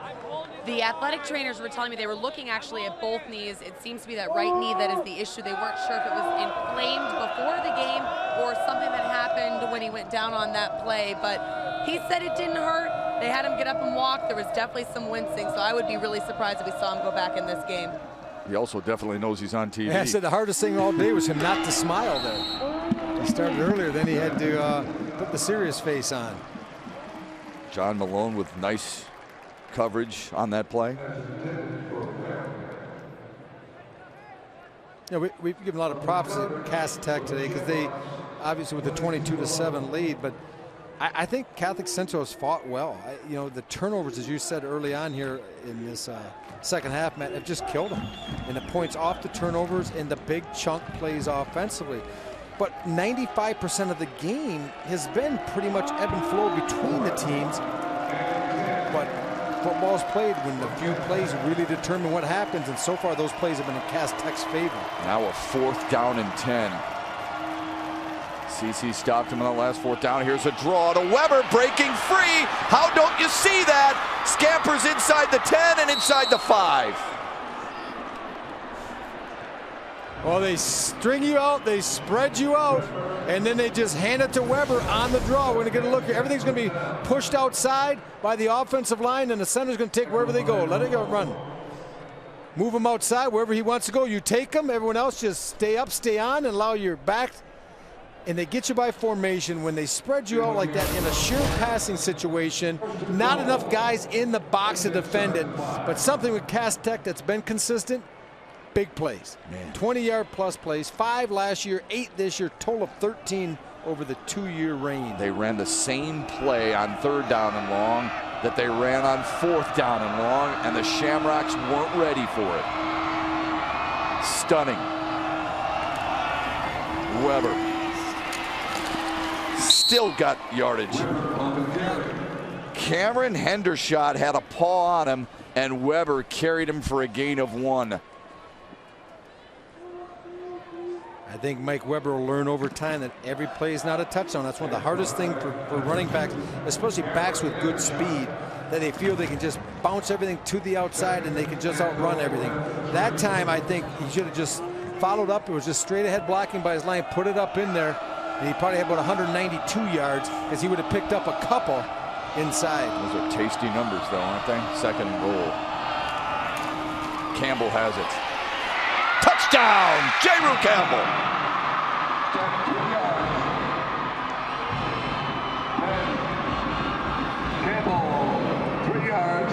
Well, I think Coach Thomas Wilcher wanted to get his quarterback to the party as well. We've seen him highlight the running backs here the entire second half. That time they just faked off the zone read, faked to Weber. Campbell keeps it. He's able to get to the edge, cut it up, touchdown. And you know, J-Roo, for the most part of this game, has just been handing the ball off to his running backs, and Thomas Wilcher has allowed a little bit of celebrating by his sophomore quarterback. That whole drive on the ground. Campbell leaps for the touchdown. The big play was the 4th and long conversion on the draw by that guy, Mike Weber, who has chewed up the Shamrock defense and spit him out. He allowed Campbell to rush in for the score and make it a 29-7 lead. Dominating performance by Cass Tech yet again. Force the turnovers, and they just maul you up front. 79 yards over 7 minutes, and it's capped off with a sophomore touchdown run. You know what, Matt? I think they only had 16 offensive plays in the first half, and they had 16 plays in that drive. We'll have to go back and check, but I was looking at, remember their drive chart, they had like an 8-play, a 6-play, and a couple 1-play drives, so it is impressive. And they just show those were all running plays. Well, yeah, too, they Rube. can hit you with the big play. We know that they have the speed and the capability and the athletes outside, but the fact they were disciplined enough and were able to just pound the ball down the field, majority of runs, shows that this team is a well-balanced, tough team. No doubt. Squib kick. And a return by Wodzinski. Why not? He has about 14 or 15 tackles to go. With that, MHSAA.TV will have live streaming coverage of the post-game press conference from this game. Plus, you'll find an archive of all of this weekend's championship games. Get bonus coverage of the football finals at MHSAA.TV. You get the sense, Rob, that CC in that first half had an opportunity. They had a chance to get back in this game. They didn't seize the opportunity, and Cass Tech flipped the tables on 100%, Matt. That's great analyst work. The fact that sometimes as a team, as we see, who will pop up the middle for a nice gainer. As a team, opportunities present themselves a couple times during the course of the game where you really have a chance to either get points or turn the flow of the game in your direction and climb back in it. And it seemed in that situation, Catholic Central fumbled the ball or incomplete pass or negative play of some type that just set them back, and they were never able to take that next step up the rung, up the ladder rather. Midway through the third, they had about 8 plays of negative or no yards. And it's tough to win against good clubs like that. Inside give, and this is Connor Holton, driven down at the 45-yard line by Delano Hill. Hill's had a nice game. A lot of guys on this Cass Tech defense have played well, including Miles Felder, number 55. He's been a thorn in the back of Catholic Central the entire day. Does a nice job of giving inside the tight end, making everything bubble. You don't always have to make the play inside. You want gap integrity first, and then you want to try to bubble stuff, get penetration, change the path of the design play. Under 7 minutes to go in the Division I state championship game. To the air. Box got it inside the 20 and then wrestled down inside the 15 by Hill. Well, it's nice to see Garrett Moores demonstrate his wares a little bit. Stepping back in the pocket, a nice throw, but he has time. He's able to step into the throw, never gets hit. That's one of the few times we can say that today. And Zach Bach with some inside position over Delano Hill. Ball up high and a good job. And look at Hill, though. I mean, there's just not much room to breathe offensively for Catholic Central with this Cass Tech defense. Even that play you think is wide open. Good closure speed by Hill, almost strips the ball. Shulman. Haven't mentioned Wyatt Shulman too much. 6'4", 250-pound senior. Headed to Michigan to continue his football playing career. Boy, CC's got some big kids. They really do. That's why you're a little surprised that they get shoved around a little bit at the point of attack. Well, I think they've matched up a little better this year, Matt, than last year. Last year was a big discrepancy. I think they've been more physical. Moore's throws, caught, Bach touchdown. Well, that was quick.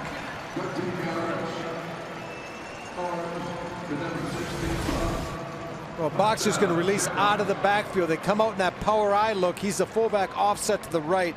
He leaks into the flat, uncovered. And Garrett Moores with a couple nice throws in that drive. You get a two-pointer here, and you're down a couple of touchdowns. But you're running guys in and out quickly. You better hurry.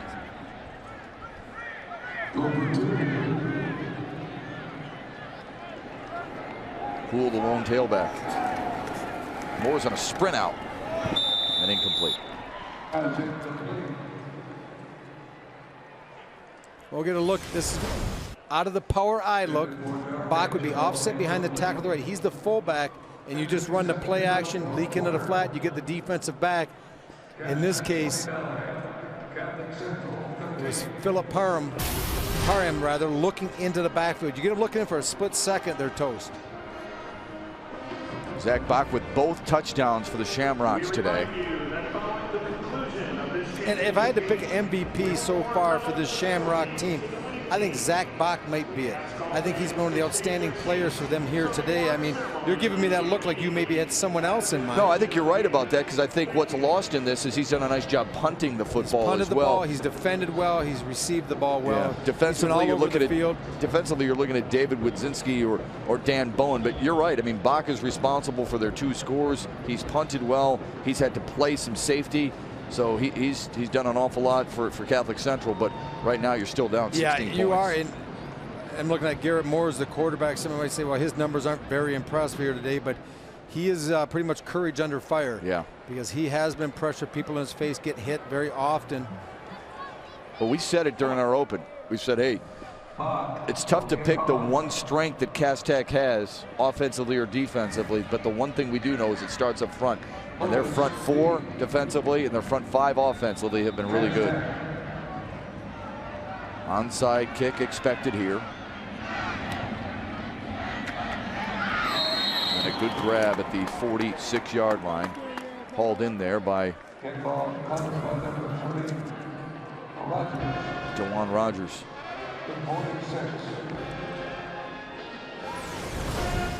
Well, if you're a shortstop, you thank the batter for that one. Comes in nice and high, and Rogers able to just get it and fall down to the ground.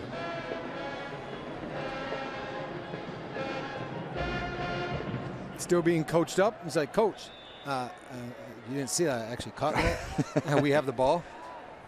Jermaine Crowell is giving them the lecture, and he's just carrying over his halftime speech.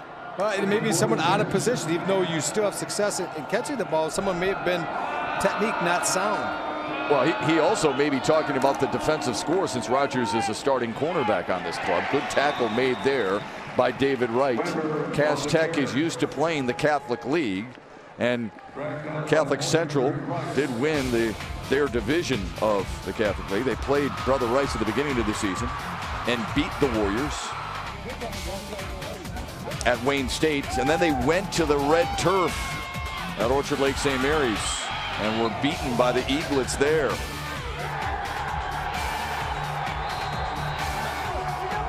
Looks like a big pool table there at Orchard Lake St. Mary's, doesn't it? Yeah.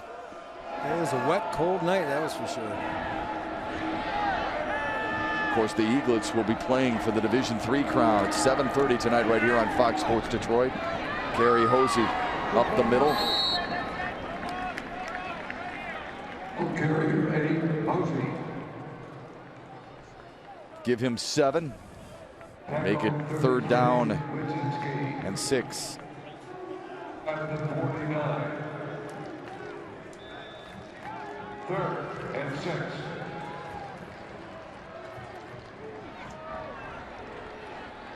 Well, if you're a glass half full guy, you say, hey, you stop him here, you force a punt.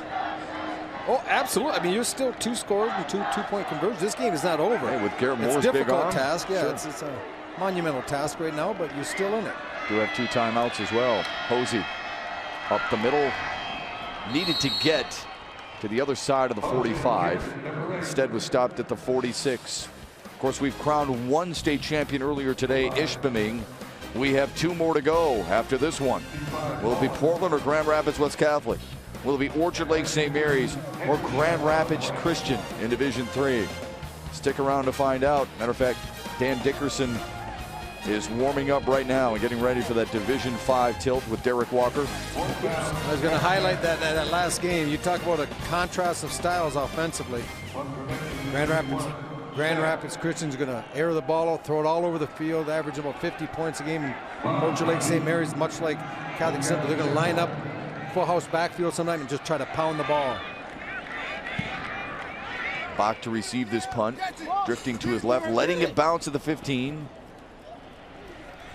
And stopped right around the 14. So it's 29-13, Cass Tech in front. Shamrocks not only need scores, they need them quickly when we return. Well, Catholic Central early on had a lot of things go against them. They need an awful lot of things to go their way if they want to come back on Cass Tech with 3 1/4 left in the game. Well, the first thing they needed to do was get a stop and force a punt, which they did. So you check that off the to-do list, and now you get at the second one. That is to put another touchdown on the board. An inside reverse. Zach Bach close to the 25-yard line. Baca Jr., he'll be back for Tom Mack next year.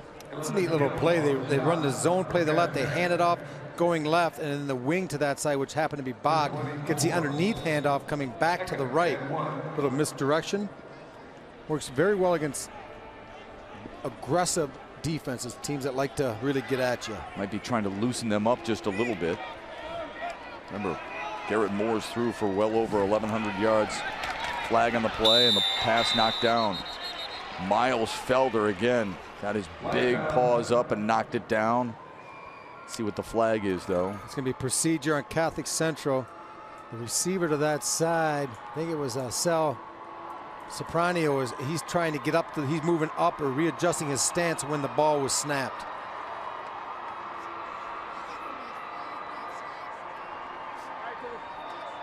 Ball start on the offense. Be second down. Watch right at the top, starting to step back as the ball is snapped. And 55, Miles Felder. I tell you, I like his game. I think he has been, you know, in the front seven, the best defensive player here today. You know, we know that William White's solid and Joe Journey's solid, and Webb on the back end has been really good. But up front of that front four, Felder has been a force. I'm with you. Felder puts pressure again.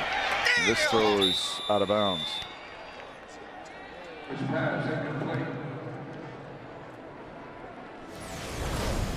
I want you to watch right here. You want to see how to come off on a pass rush?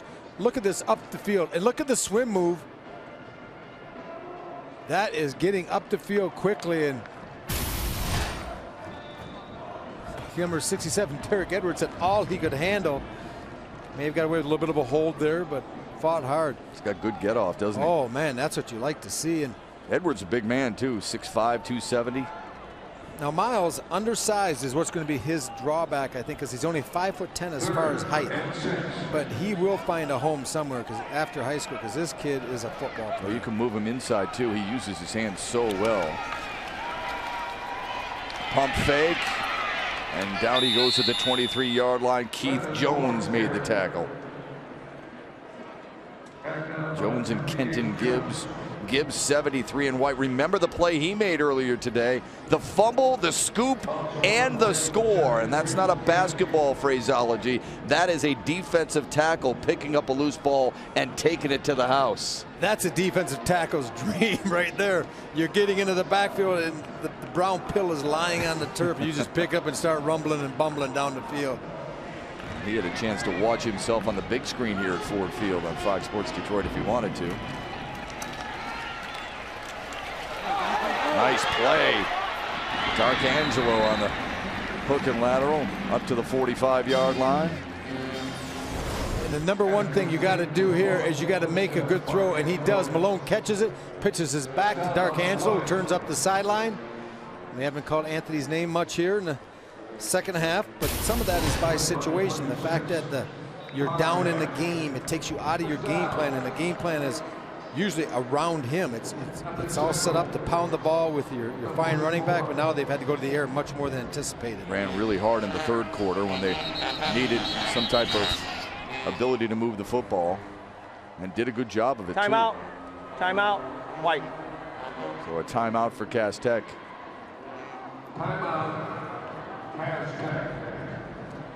Well, Cass Tech has done it on the ground. We thought we'd see it through the air like last year, but it's been on the ground. It starts with Drake. Dion Drake, number 15.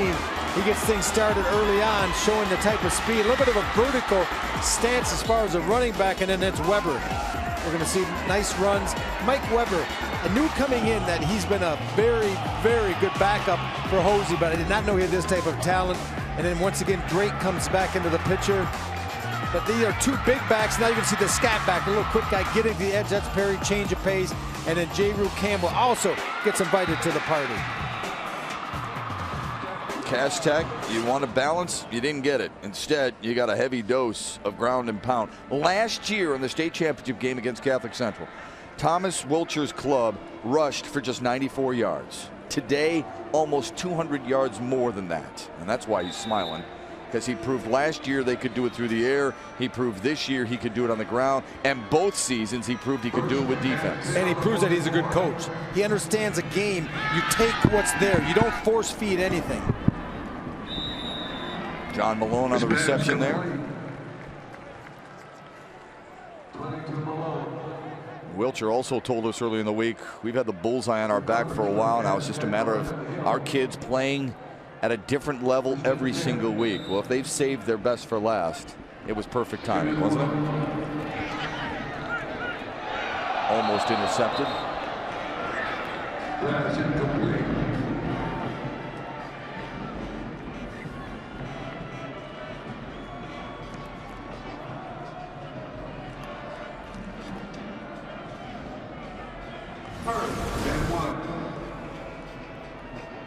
Another batted down pass.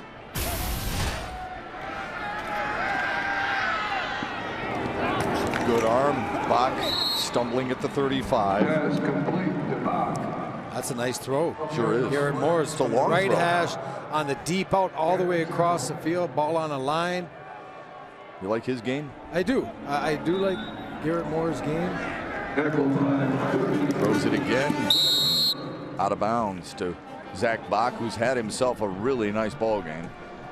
May not mean much to him today, tomorrow, or even next year, but years gone by, he'll look back and say, you know what, that was pretty good on that Saturday. 2nd and 5. Moores will run it. Middle of the field.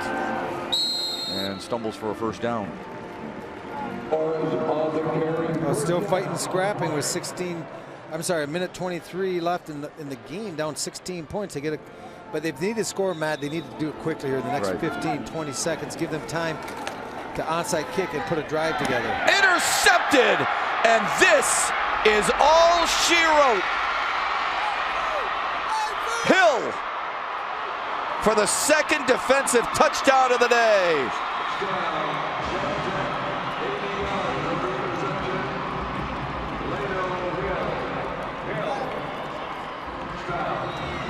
Well, Delano Hill, as any good corner would do, sometimes will bait a quarterback, playing a little bit soft. He starts coming up as he anticipates the out route early, and then he just undercuts and jumps the route, steps in front, and then goes out for a casual Saturday afternoon jog down the field. It's a good corner play. Sure is. mean, you know, you show me a weakness on this team, and I'm ready to argue because they don't have many. Listen, not every corner is perfect. Everyone gets a pass completed against them once in a while. It's how you respond afterwards. Exactly. That's a great point. Same as a quarterback. Every quarterback throws a pick. It's the quarterback who responds by throwing the touchdown after the pick. That's the guy I want on my team. No doubt.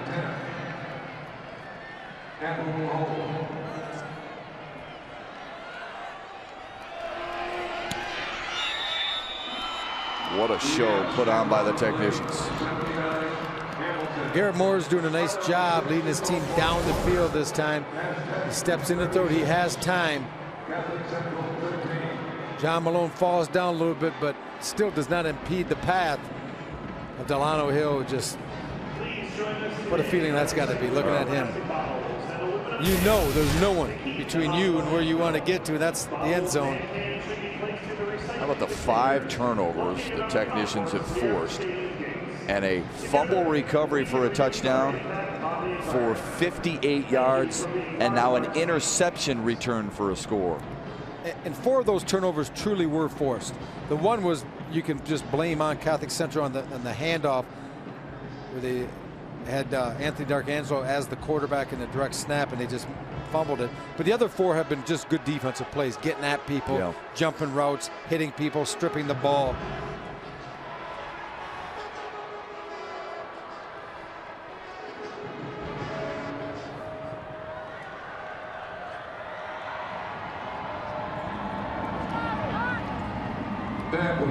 Well, you talked about emotion at the very beginning of the broadcast, that it only lasts so long. You called a game yesterday, Constantine, Ithaca. That game, you know, you thought Ithaca winning back-to-back state championships. Constantine was the loser last year to Ithaca, and then the Yellow Jackets come out, they win their 3rd in a row, and they do it in back-to-back wins over Constantine. The emotion was there for Constantine, but they couldn't convert. Same thing in this situation. Bach on the return. 5 turnovers for Catholic Central. And this will be tough to watch if you're a CC fan. It starts out early on. Webb strips the ball. He picks it up. A nice play defensively. And then just the bobble exchange on the handoff on the jet motion. But then once again, good job in the secondary. Webb jumps in front of that one. Then the fumble by Anthony D'Arcangelo picked up inside. And then the last nail in the coffin, Delano Hill undercuts the route, pick 6. Now here's the other thing, Rob. They were moving the football, CC was. Moving the football in each of those drives before they turned it over. D'Arcangelo runs out of bounds on the Cass Tech side of the 50 at the 49-yard line.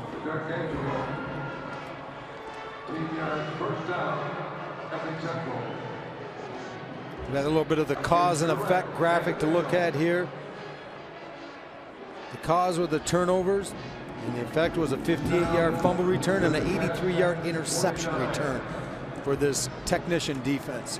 It wasn't long ago where we were talking about no PSL team has ever won a state championship. You and I called the game we're gonna say, with King, winning them? And now Cass Tech wins a year ago, and they'll make it 2 in a row in 2012.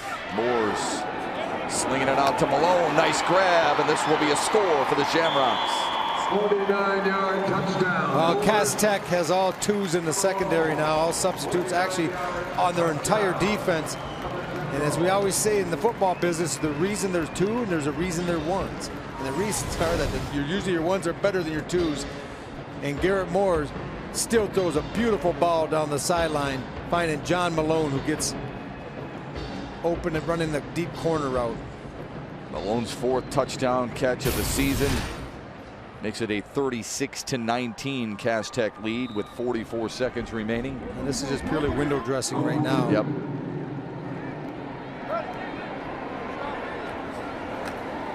Quick slant, and it's going to draw a flag. Rightfully so. Malone, the intended receiver, but he was bumped well before getting a chance to catch the ball. Trevon Claiborne. This is slant route to the left. Number 30, Trevon Claiborne, is going to come in and get to the receiver before the ball arrives. And that's a no-brainer for the official. So first down, or actually the extra point here, inside the 2.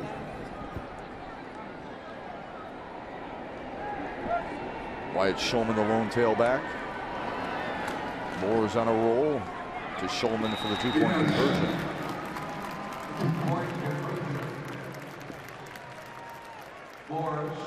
This is game 2 of 4 on our air today. Ishpeming won earlier today. Eric Kostriva was phenomenal in the win for the Hematites.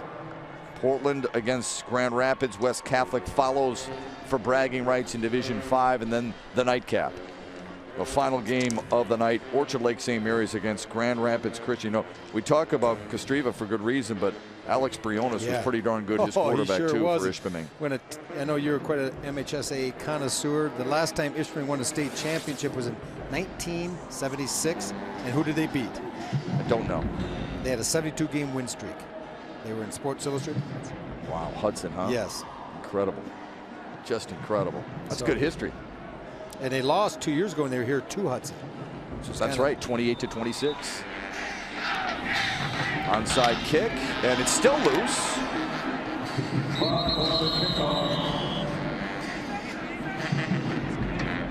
Loose ball.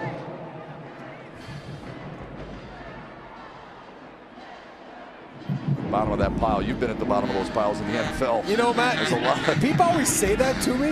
I don't know if I'm a coward or what. I never was. If there was a fumble, I just like, get it. I yell at people, jump. I never would. People always say, how much? Oh, I bet you everything went. I really don't know.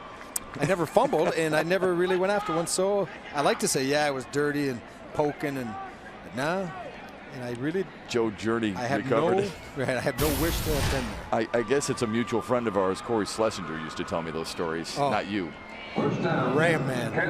I was hoping you were going to pass it off as your own. Yeah, I was going to, but Sometimes I'm too honest. But yeah, Slay, I got to believe, and I wouldn't want to have been down in the bottom of the pile with a two-time wrestling champion from Nebraska who broke 67 face masks in his NFL career as a fullback.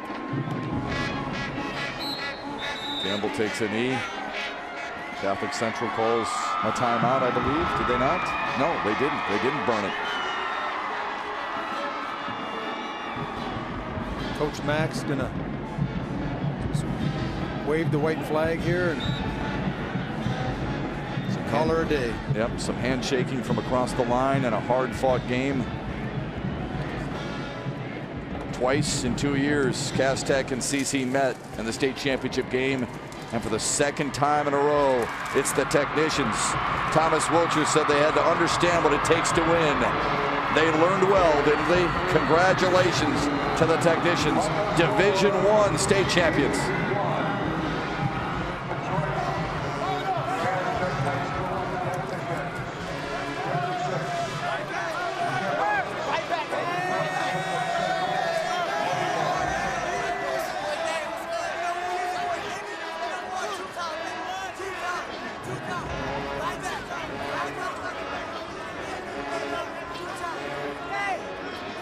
They did it the old-fashioned way. They did it on the ground and with defense. 36-21, the final from Ford Field. Rob, the margin of difference from last year to this year wasn't as great, but still a dominating performance by the technicians. Absolutely. Heading to break, Matt, you made a great point. The old school way. Running the football and playing defense, physical ball up front, good coverage in the secondary, creating turnovers and turning those turnovers into points, and that's what Cass Tech did. Cass Tech 443 yards of offense. Mike Weber had 186 yards on the ground. They forced 5 turnovers, and the defense scored twice. The technicians are dancing their way to another state championship. The final score from Ford Field in Division I, Cass Tech 36, Catholic Central 21. For my partner Rob Rubick, Shannon Hogan, our entire Fox Sports Detroit crew, I'm Matt Shepard saying so long from Ford Field. Again, the final score in Division I. Congratulations to Thomas Welch and J. Rue Campbell and company. They win at 36-21. You've been watching the high school football finals on Fox Sports Detroit. Gonna interview?